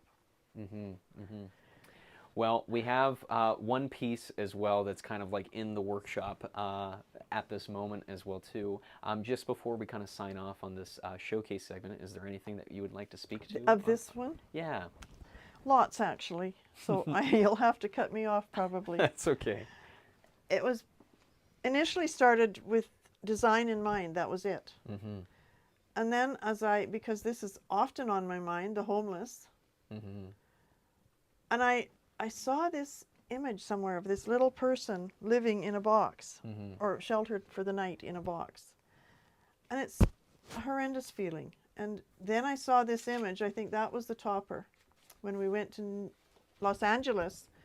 And this really struck me to the core. A beautifully made bed. And I say she, maybe not, but I didn't see the person because you're going by so fast, like everybody, through the tunnels. And here's this beautiful bed that somehow somebody managed to get into there, and it's got this lovely bedspread, all their goodies in a basket and a cart there. I just had to put it on paper. I didn't know how, but I had to talk about it. I had to remember that that is what somebody is calling home. And yet across our street from where we live, we've got a lovely home, had a lovely home in Drumheller, and an old home, but it was beautiful. These people have lights on in their home, so they're home, but so do they have lights on. For the moment, these people are sheltered by a organization called Maiden, Made A-N-T, Made and Tent Project. And they've tried, it's a project in Middle East, actually, I believe. It could be Africa. It's a few years since I've done this, and I need to study. But anyway, these are, they kind of fold up like a fan. They open up and give people privacy. And yet it's still one common unit. Wow. Then there's others that are like honeycombs that also fold up, but they have to be able to be movable, versatile, and yet are offering shelter. So there's effort being made, maybe just not nearly enough for what we need. But this is UNICEF, have their big tents, and always with the bowl of whatever, grains, rice, for the hungry. Within it, I can call that an eternal flame of hope, or just a light. Let us be the light for many that need it. Well said. I really appreciate just kind of like, as you mentioned, all that research and that depth and almost like that, those found images as well too. I think that's to collect that and place it all into one place. I think our viewers and myself especially can really appreciate that as well too. So. For those of you that are tuning into the live stream, thank you so much for watching so far. For those that are watching on YouTube and or Telesoptic TV, thank you also. This has been the Windy City's Finest on location with Clark and Perry. I'm Clark. Other like they fight. I don't recall ever doing that. Absolutely. If you're comfortable, we could definitely dive into that dynamic as much as you're comfortable. Oh, it doesn't matter. Like it's just that. So for me, I had two older sisters, an older brother, and then younger ones. But my second sister was a quieter lady, little girl, or 10 years older than me, but she definitely was an artist. Yeah. And had a large family, still managed to, keep that practice alive. Yes, I guess she took some art classes and got inspired, and for a period of her life did. But I was already inspired, but that was a focus for me, that's how good you can be. And so, yes, that would be for sure. We'll start there. Sounds good. I'll do my little intro ramble and then... Hello and welcome once again to the Windy City's Finest on location with Clark and Perry. I'm Perry, he's Clark, this is... I am Margaret. Inspiring the artist in you. And I'm so excited to get to do a sit-down interview here with you and just kind of, I'm going to reuse the pun that Clark used earlier, paint the picture of your kind of, professional and a little bit of your personal journey. And I think my first question is just like, who has been a significant role model for you, either personally or professionally, or we could dive into both separately. Yeah. Well, certainly my older sister, she's 9.5 years older, is 9.5 years older than me, and I'm now sitting at 77, so she's still an inspiration. But she was a beautiful artist and a very busy mom and wife, and yet that didn't deter her ability to do what mattered beyond her family, because her family was first. Yes, yeah. So that would be my inspiration. Yeah, I love that, and I love that it's like a family member, and that she is, yes. And that you had kind of mentioned that living an inspired life, it sounds like, but then also having that to kind of look up to, and like the quality that they would be able to find, and just again, where does that time and energy come from, especially on top of a family? I know it must have mattered because one of the times when I hadn't learned yet how to make a pie or something, I'll never be as good as Kathy. She was mortified to think that and I was just a little girl. That was not her intentions to make me feel that way. No. Kind of in the shadow, but not intentionally. That made it wasn't in any shadow either. No, absolutely, just how we think at the moment sometimes. Yeah, absolutely, yeah. It kind of reminds me of, in your artwork talking about using the dark to accentuate the light, or finding the light aspects of a painting first. Yeah, yes. I think without the light, there will be nothing. Yes. So without the light, there is nothing. Yeah.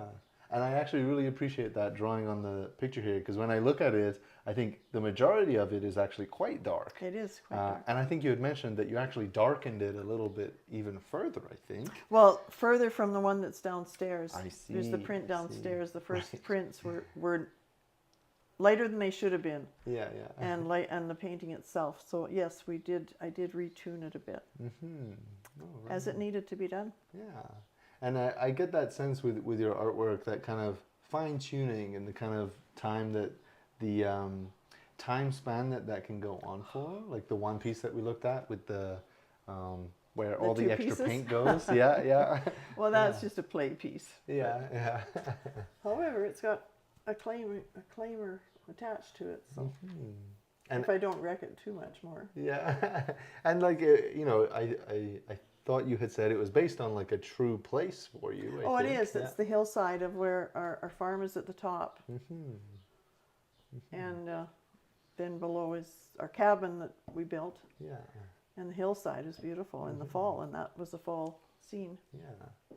And I'm just curious about, I know that, memory can alter the past, and these kind of memories can be altered over time, especially. And so I'm just curious if you have any thoughts or insights on maybe the role that memory plays in your painting. I know that you work off of photographs quite a lot. I do. And so those are like that's pretty there. exact. That's like, there. Yeah, that is factual. But do you try to stay in that factual, or do you? Well, it depends what message I'm trying to think of or working toward. Yeah. Some days I would like to be a little looser, and maybe I'll get there because I think there's value in that as well. So then you can work on memory, you can work on movement. And this exercise we're doing right now with our free painting downstairs, where nothing has to be, is really maybe more what painting needs to be. Yeah. Because then it expresses a feeling even. Yeah. So that's a challenge for me. Right. And I it does sound like you've put a lot of work into like mood. And so when you say, it's expressing a feeling, which are innately fleeting, right? And so it's like so hard to capture that, I think. Well, that is a mood picture that I quite love, because you can feel the storm and the clouds in the sky, and the feeling of it was a photograph of a point, but it's also design. Yeah. So it doesn't have to be anything. So that's about as close to abstract as I like, and I probably never want to get more than that, because it has a feeling to it. Right. It still means something. I don't want to lose that. Yeah. I love that, because it seems like there's this element of specificity for you in like the structure of the hills or the clouds. Yes, it's still there. And so you want to hold true to that. I do. Or it means not too much. Yeah. Or maybe more broadly relatable. So like I feel like, especially in the prairies, I feel like anybody could look at this and kind of, it would bring something to mind, True. Yeah. Really cool. As does A Girl on a Horse. Yeah. It's more a mood. Yes, the horse is present, but yeah. But the mood of the whispering grasses. Oh yeah. That's the picture. So it's pretty exact, but it gets well painted when I'm working. Yes, and I love that idea of working from photograph. And can you actually comment on the different kinds of photographs here, it looks like? Well, I was trying to decide on what I wanted it to look like, and then in the end, I liked just the way it was. Yeah. You know, I cut out some of the detail in the background, but. And you had mentioned that this is A granddaughter. a granddaughter, so again, family oriented. Yes. Like from the sister that you had mentioned. And again, kind of coming from the heart, you had said a lot of your pieces, that right? that was kind of special to do.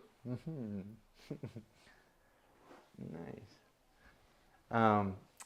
Another question I have is maybe going back into like kind of your commercial journey as an artist, and I'm just wondering if you have any thoughts on the idea of, you know, doing art to make money versus doing art as simply pleasure, or do you have to do the latter in order to do?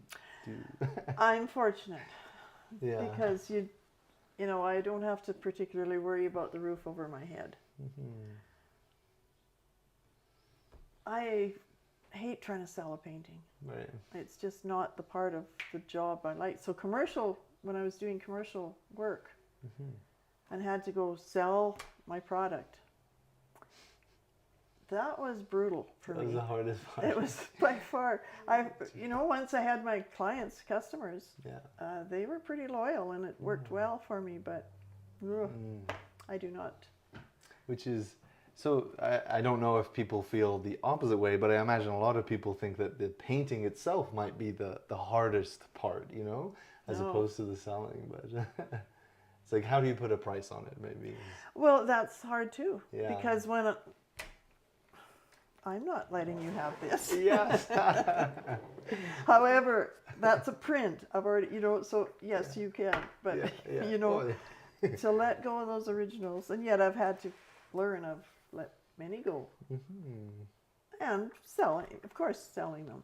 I mean, you do have to be reasonable and cover, it's expensive. Yeah. Your paints, your brushes. When I buy new brushes. Yes. Someday. Your canvases, everything. And the time. There has to be some value to your time. Yes. Yeah. But that isn't why I paint. No. So it is why I did t-shirts. It is why I did signs. Right. Kind of But diversifying. not even that. The signs, I could get excited about a silly sign. Yeah. Making sure it's properly done. Good. You know, Yeah. so. Nice. Awesome.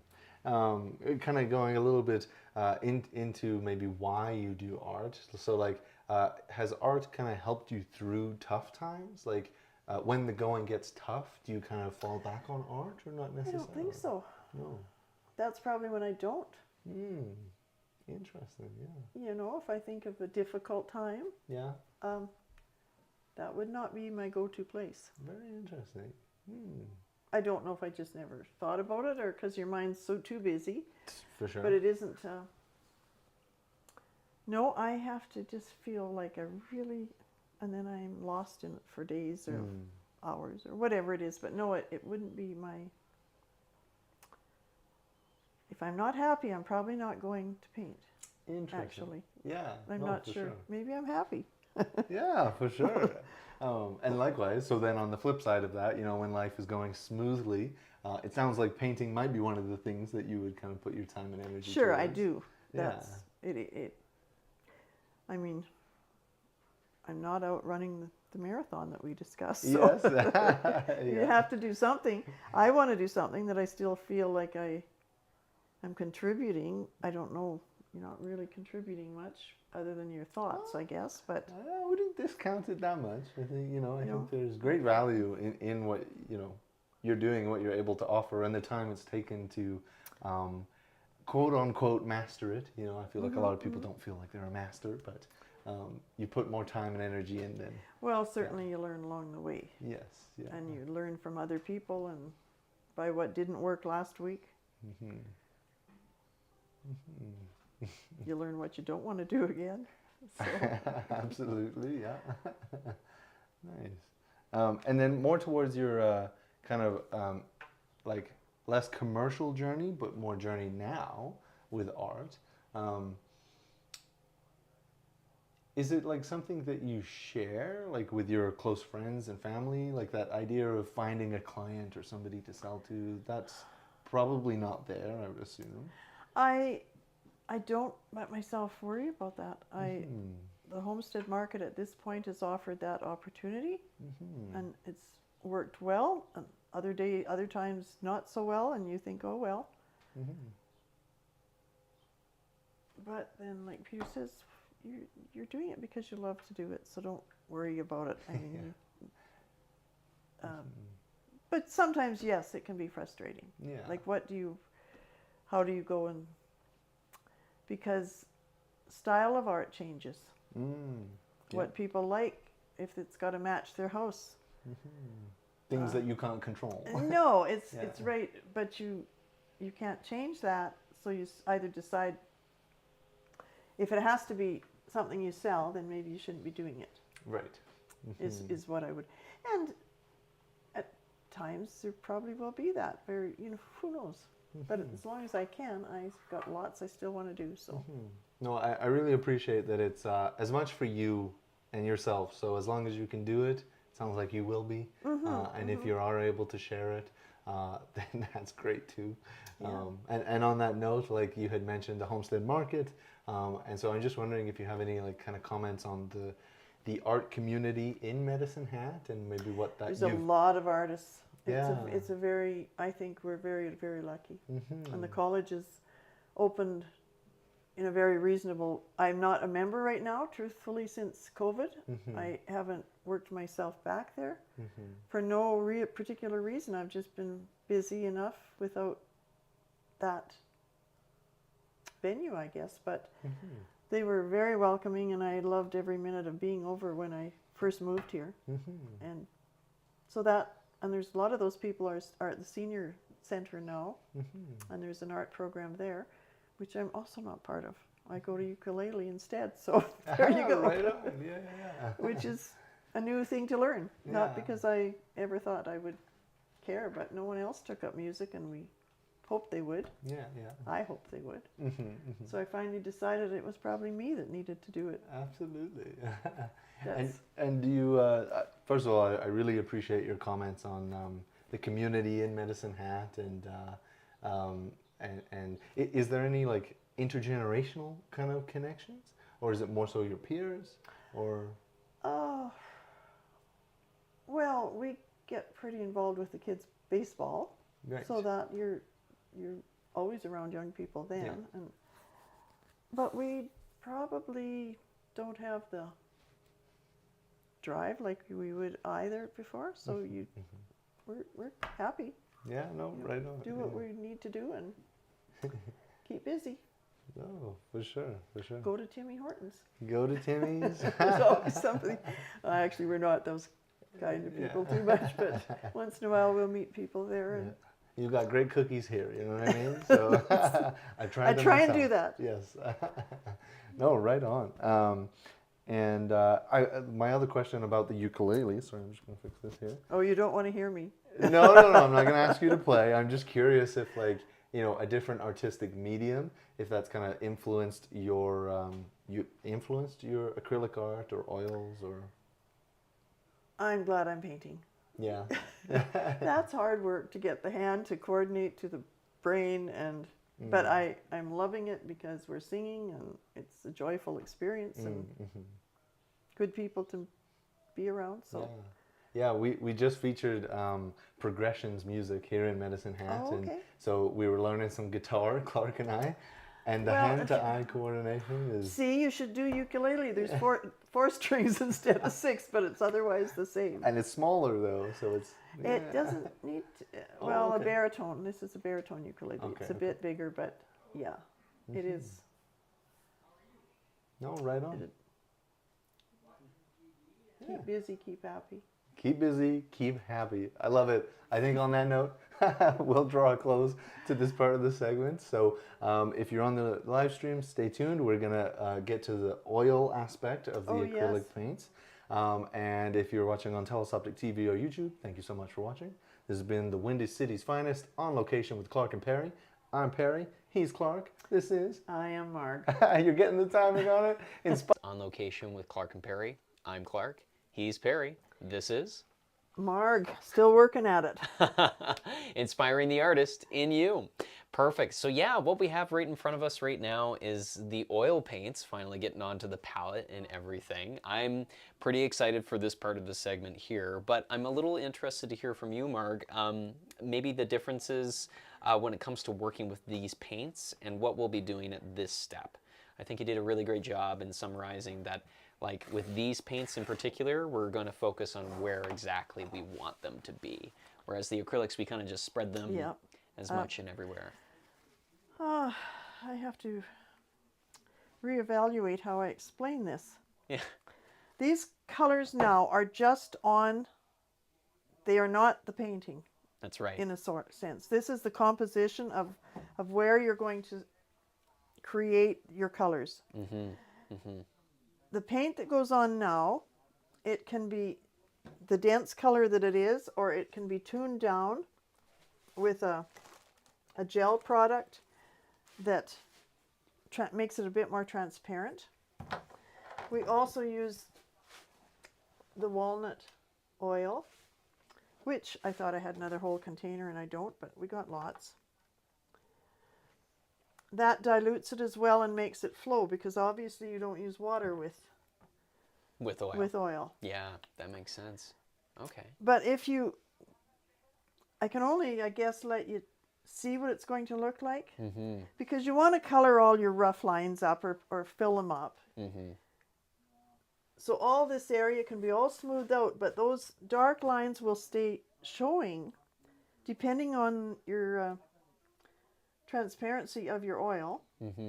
So they will become your shadows. They will become, so the brightness should show through on the oil and just leave a little bit of lightness to it. But then, of course, we've got yellow to add to it too. That yellow, though, can just bury your painting, so you don't want to use very much of it. Right. If you use too much white, it dulls it. So you have to kind of play and get a happy medium.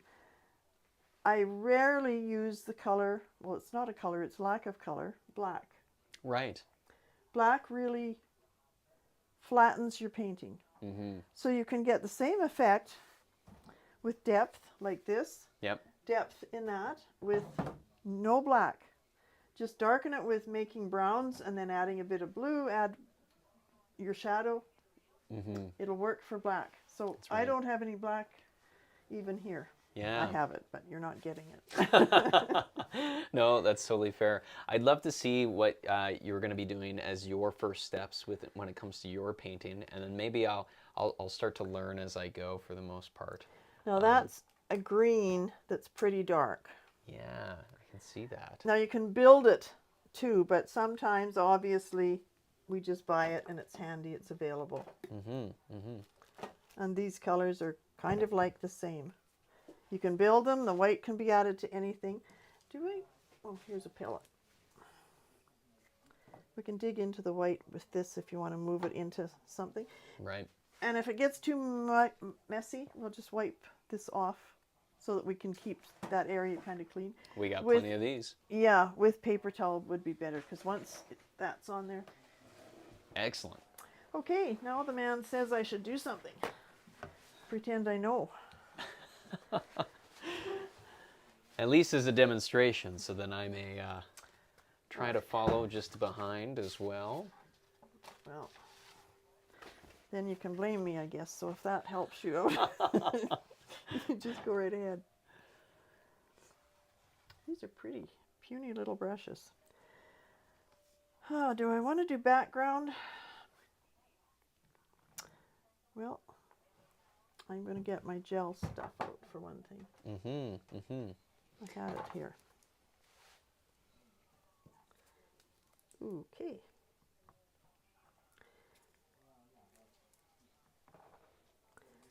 I should have put that over by the white. It doesn't take much actually to let your, but we've got lots, so don't be afraid to use it. But until you practice with it, you won't even know what it does anyway. Okay, the man is saying I need to, so get your oil. You need some oil to move your paint. Gotcha. Okay. And I'm going to, I think, start with kind of a a yellow brown. Mm-hmm. This is where it's a little tricky when you're sharing, because you might not like how I...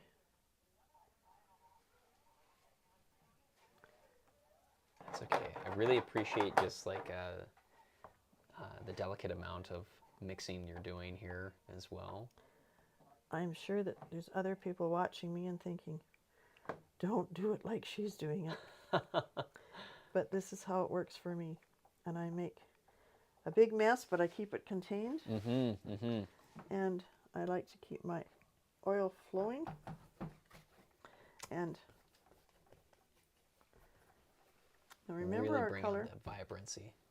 We want, like, I don't want that same color. You might, but I want it a little brighter. Mm-hmm.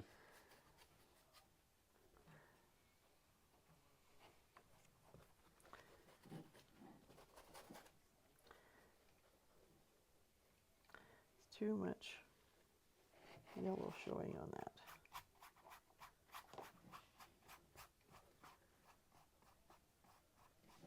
You need more movement with yours and a bigger brush or something. I don't think that's... Try this one. What brush is that? Seems to be a separate one there. That's okay. We'll try something different. Ooh, I really like how it's really starting to pop out. Very nice. But don't try and get it all the same color. Just keep working dark, leave light.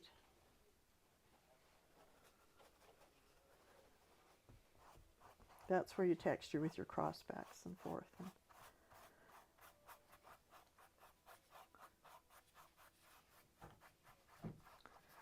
Now where's that going? This is a field at the back of this.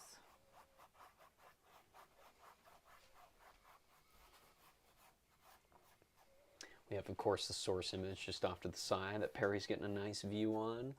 But as you said, inspiring yourself into whatever color is that location I think as well. what you need to do, it would help if you had more oil that would move some of that. You're trying to work, or else you don't have enough, you're seeing too much through. You don't have enough paint on your brush. Ah, gotcha. Okay. Is what I'm thinking. It's not loaded.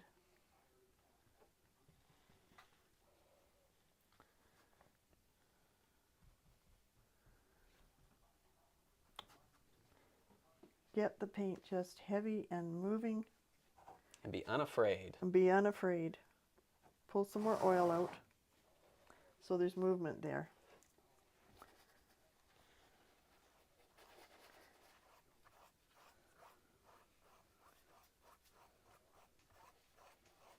Yeah, much better. There we go.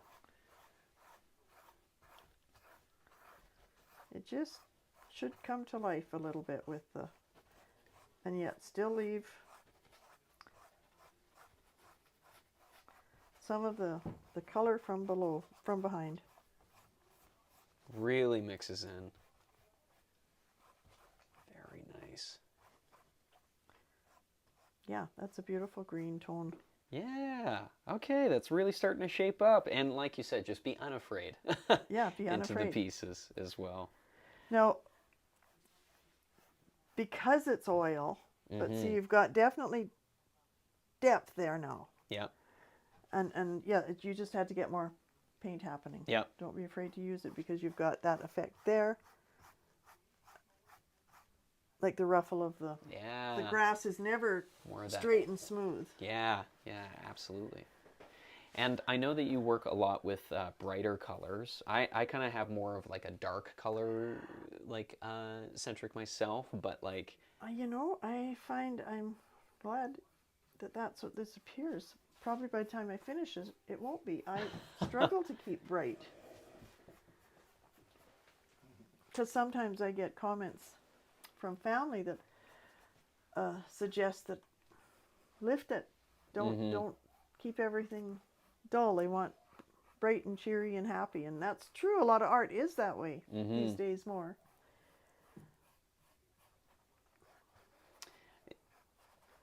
What would you say your preference is?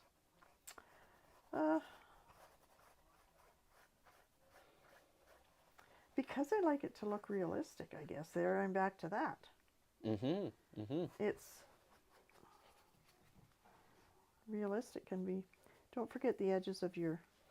Yeah, Just because on a little space, they can draw away from the work. If they're a different color.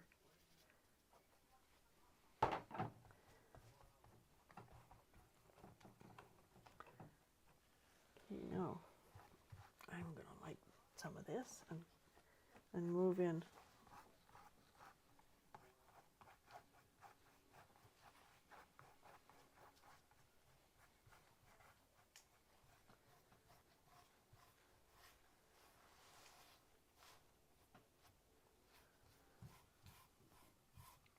And that was that sap green, which you've already almost got established on your.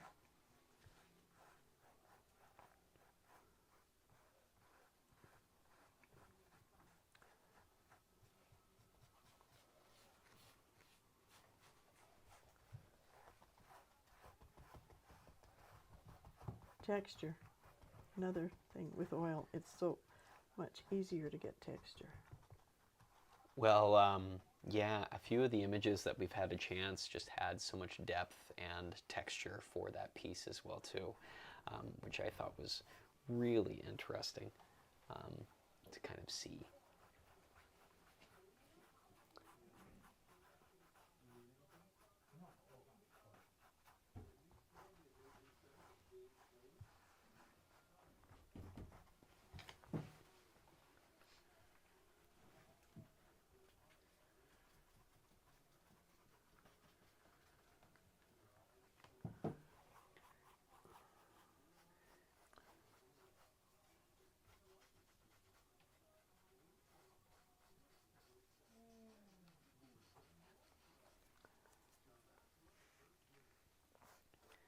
Excellent.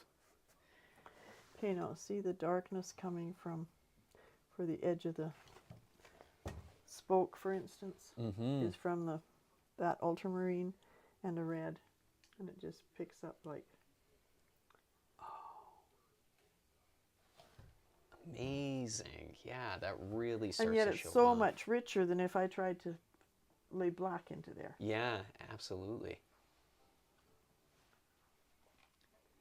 I think Perry's going to have a lot of stuff to kind of base themselves off of for this next part of the segment too. I think that is awfully exciting. I'm going to continue on my path, and I wanted to like make this this skull more of a very big highlight, and I want to really focus in on that on the outsides first. I was always going to work on that skull, but he's never happened yet.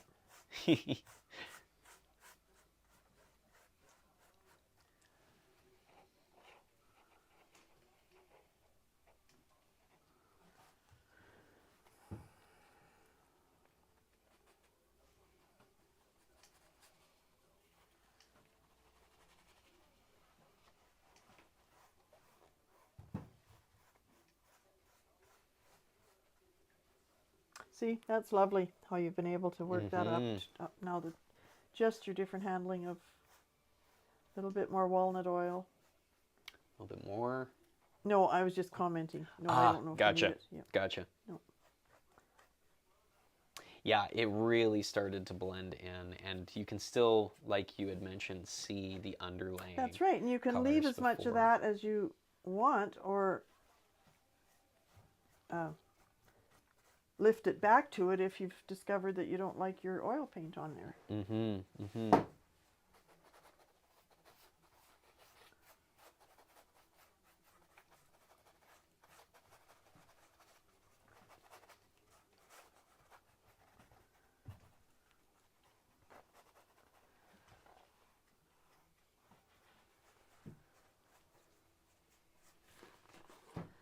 Okay, now.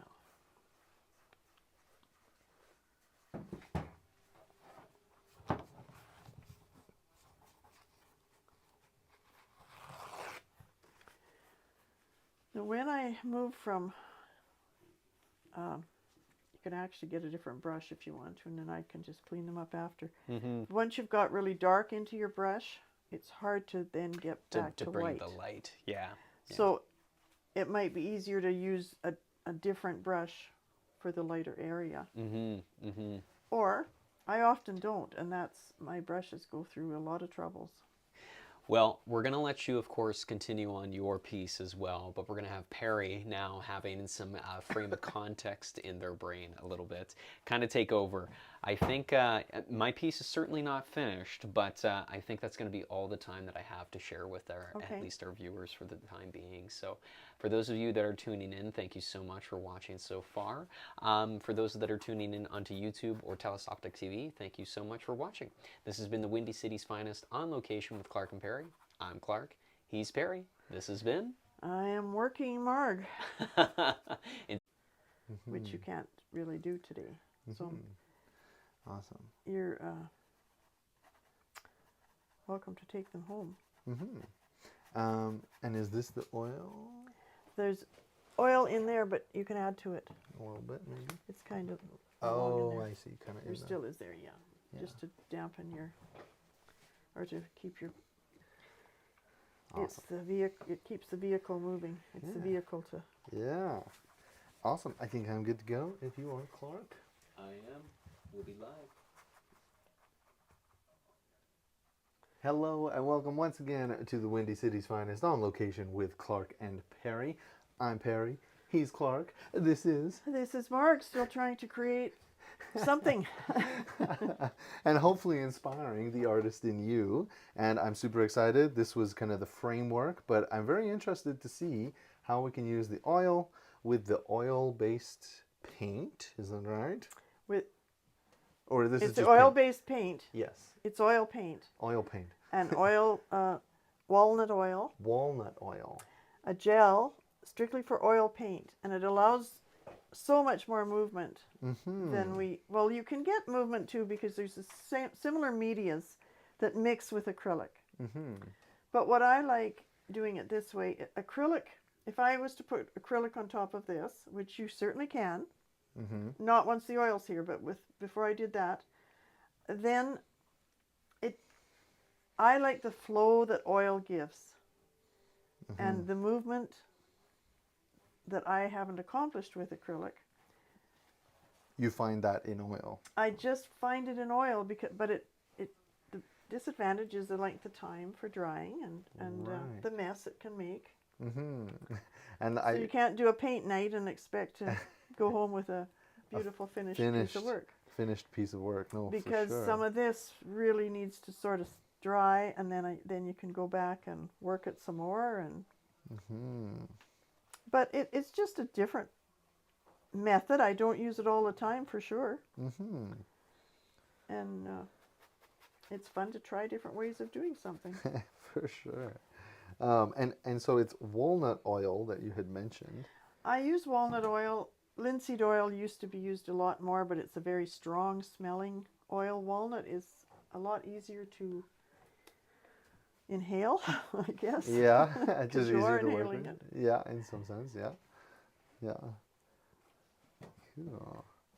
So I'm trying to just go for it and not be That's what scared of it. Meant to do. Yeah, and I'm trying to use some of the techniques that I saw Clark using earlier.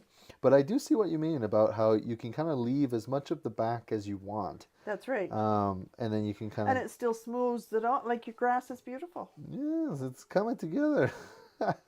If you don't overdo it and leave the streaks there, that'll be nice. That's how grass... Yeah. One form or another, that's what grass looks like. Yeah, absolutely.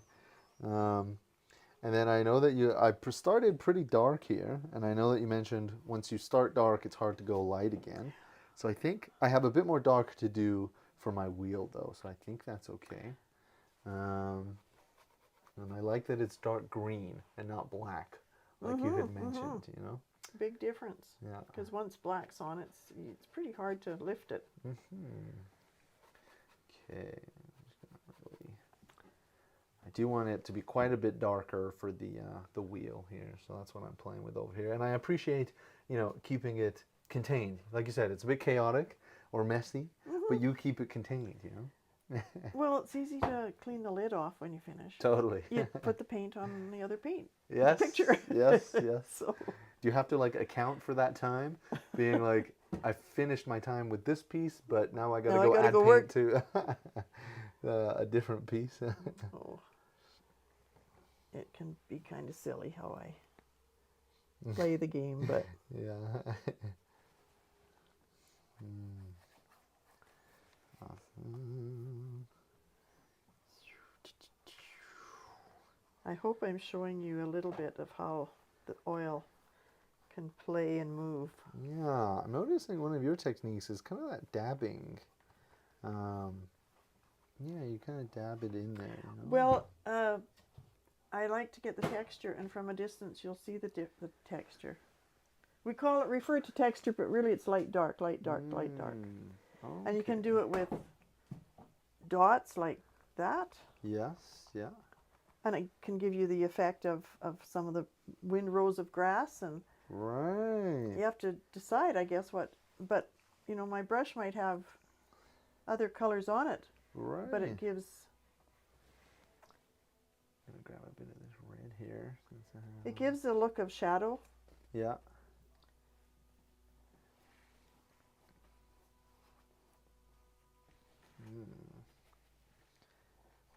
And is there a specific reason? Oh, I was going to ask if there's a specific reason it's walnut. Walnut.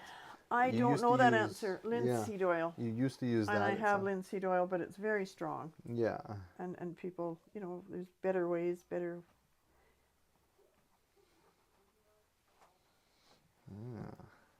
Yeah. I'm definitely getting that sense of the once you start and focus in, you know what I mean? The kind of You lose track of what else you should be doing. yeah, very much so.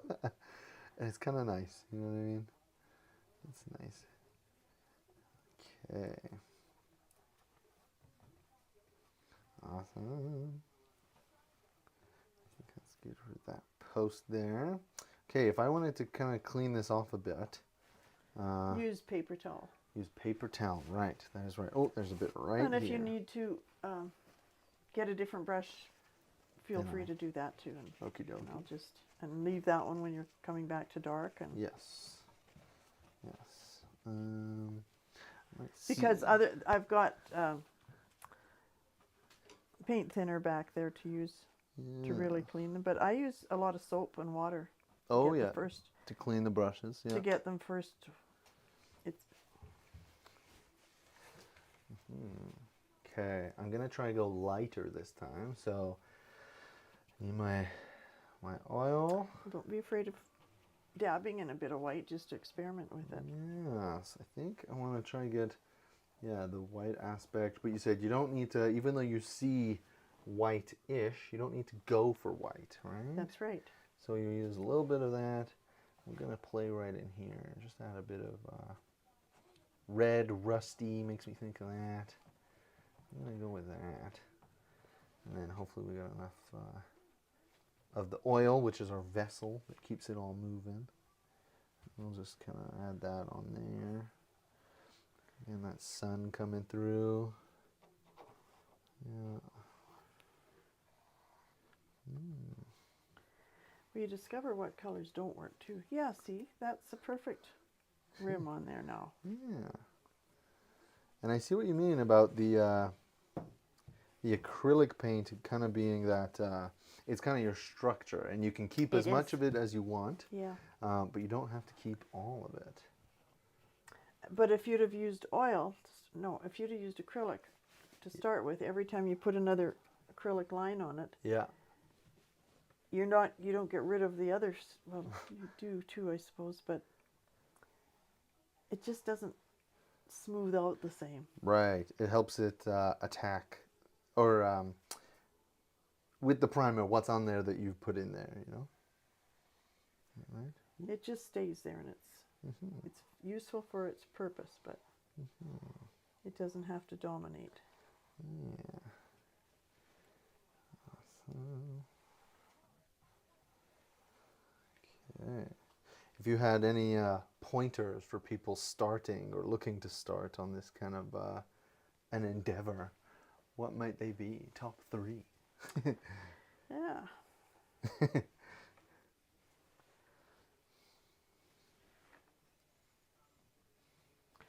I suppose it's helpful to, it definitely is helpful to learn and go to classes and whatnot. Yeah. But and some things you really need the tips, because without them you can make a lot of error with no gain. Right.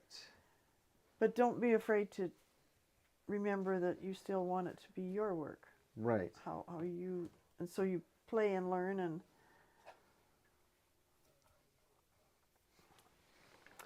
my main tip is please do it. There's just so much opportunity, and I've watched enough people to believe. Not everybody wants to paint, for sure. They don't need to be an artist of this sort. Right. But don't say I can't and believe you can't for the rest of your life. Right. I remember being in a workshop once years ago in Banff, and there was quite a group of women. Mm-hmm. And it was just a fun thing because my husband was there for a convention, Mm-hmm. and spouses were there, and this was entertainment for the spouses. But this one woman, she was literally in a panic. She was from Winnipeg, and I can't paint, and now you're sitting beside me, because she'd known me. And I said, I was uncomfortable because I didn't want to do that to her. Right. And I said, I've never done this type of stuff, for one thing. But don't worry about me. I don't believe that what you're going to create is going to be any less than what I'm going to do. And the main point I've been saying here, enjoy what you're doing. Mm-hmm. And then she got telling me, I said, why are you're so anxious about this project? Mm-hmm. She said, because I can't do it. I can't figure out how. And she said, when I was in grade 3, I had an art teacher, or just the teacher, but she said, Yeah. I'd drawn cows. We had cows to do, and I colored them red. Well, on our farm, we had red cows, and that's a name given to Herefords, and Yes. they're red cattle, or Yeah. red Angus. Yeah. So she'd done her cows red, and she said, my teacher came, and it was so bad they picked up my picture and tore it in half. Oh my God. I mean, they wouldn't do it nowadays, I don't think. No. But to even think that was, she must have been in her 40s. Right. And was still, already, and it was a serious problem. Like, she was really hung yeah, up. Really struggling. So yeah. I hope I helped her a little bit that day, because I didn't really do a lot on my project, and I didn't do a lot on hers. Mm-hmm. I didn't do hers at all, but I mean, Yeah. helping her just realize that that incident had nothing to do with you and your red cows. Yeah. Cows are red. Yes. And you can paint them any way you like. Yeah. Especially when you're young. That absolutely was an error on the teacher's part that maybe she didn't realize, but Yes. it was a big error, and that stuck with her. it's yeah. time to maybe let it go, because Yeah. that wasn't really, Wasn't serving her. Right? no, And then not in any way. through her art, maybe couldn't serve others. Probably and- stopped her in other ways, her Yeah. confidence, Yeah. in a kind of foolish way, but to be that beaten up by it. Hmm. Are there any other stories that you've kind of had about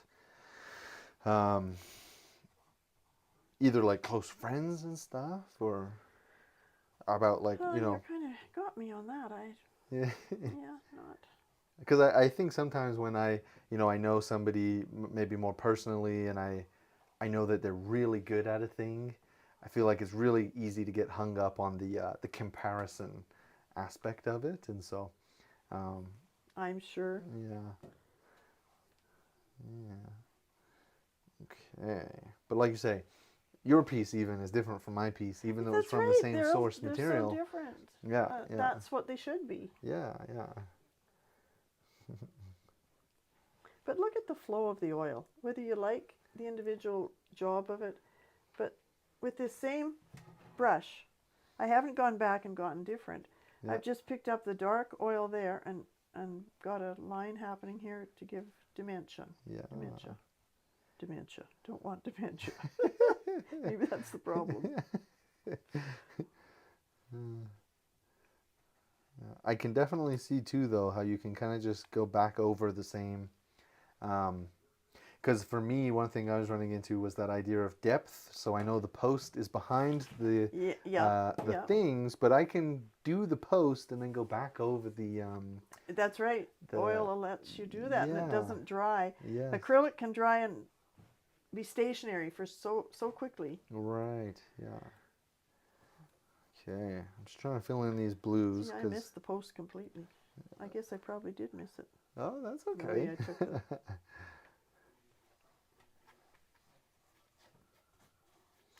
Yeah. But if you were still working with just a raw white canvas behind this, Yeah. it would not move like it is. Right. So the white versus the blue, you're saying, right? Yeah. Or any other color that you could have put there. It didn't have to be blue. Yeah. Is blue your favorite color? What is your favorite color? It might, actually. The turquoise, the blue. Yeah. Probably is. I've got a blue room over there, so. Mm-hmm.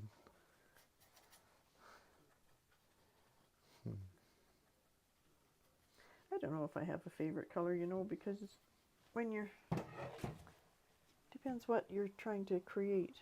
Mm-hmm. Whether you're painting a kitchen wall or The mood you're going for, maybe? it matters.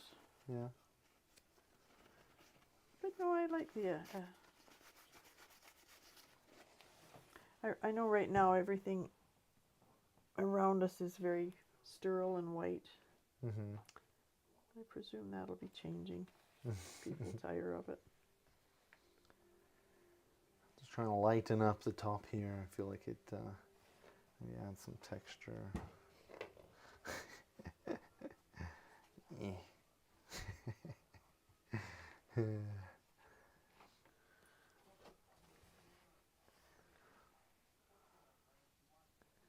I haven't gotten around to doing the edges like you said, but I am appreciating trying to create some depth, from the top to the bottom with the light at the top. And I think the only thing I could maybe do is sharpening up some of the edges for the iron, but yeah.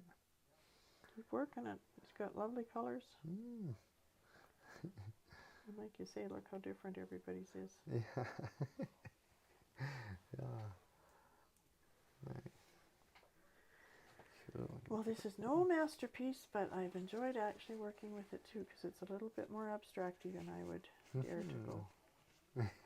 And it definitely, for me, would require a few more runs of paint, but that's when you start correcting. And Right. Yes. Mm-hmm.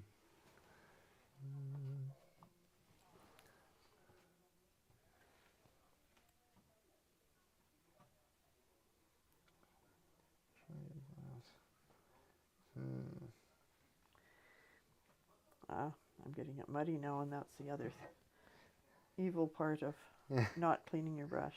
Oh, it gets muddy. It can get muddy and Yes.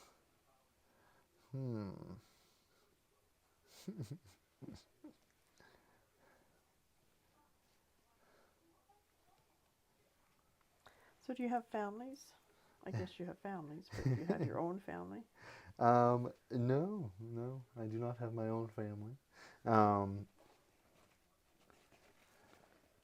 yet, anyway. No? Well, as life goes around, eh? Mm-hmm.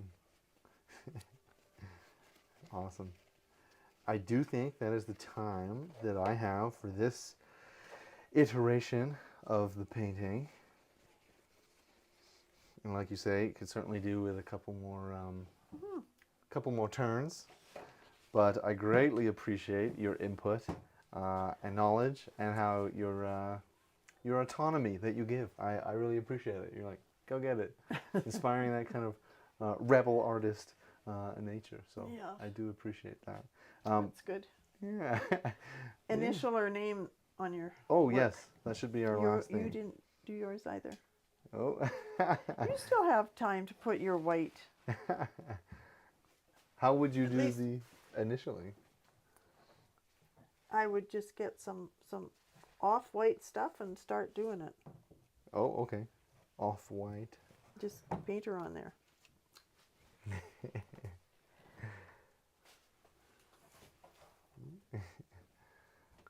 Swap her on. You need more oil? If you need more oil. Yeah, you might need a little bit more oil to move it. Oh, I'm so sorry. mm. Well, that's kind of what it is too when you get, but you need, leave this for maybe pure white. Up in this area and down there. No, you probably don't need more oil there, just get more white so that you can actually keep it white.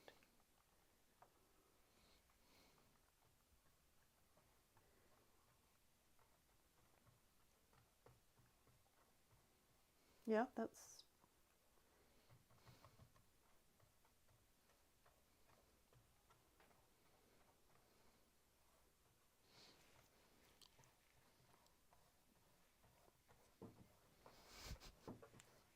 I'm not sure that I have a signature, so I just did something with my initials. I don't know if it's something I would keep for future ones, but it's something.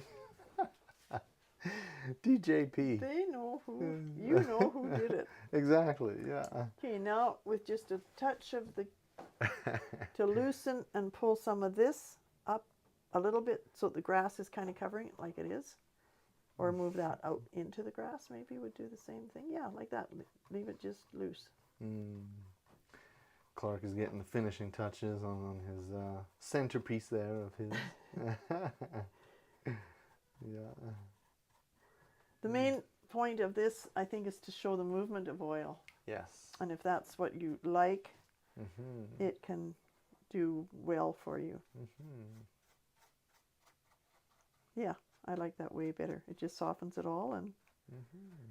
you can even move it down where some of the light pieces are. Yeah. I No, love that, and you're kind of creating You're from the central structure itself, and kind of building it out and making it it's more just full. design. Yeah. It's Yeah. or an interesting version of what you've seen in front of you. Yeah, and I do actually think that that actually looks fantastic. That horn coming up and blending Yeah, that now out. that I like that now that there's Yeah. not a separation, like Yeah. it's blended, and I have to try and find 2 boxes because I'm not keeping your pieces of. That's totally fair. We can figure that out. I'm just going to sign off here. So this has been the Windy City's Finest on location with Clark and Perry. I'm Perry. He's Clark.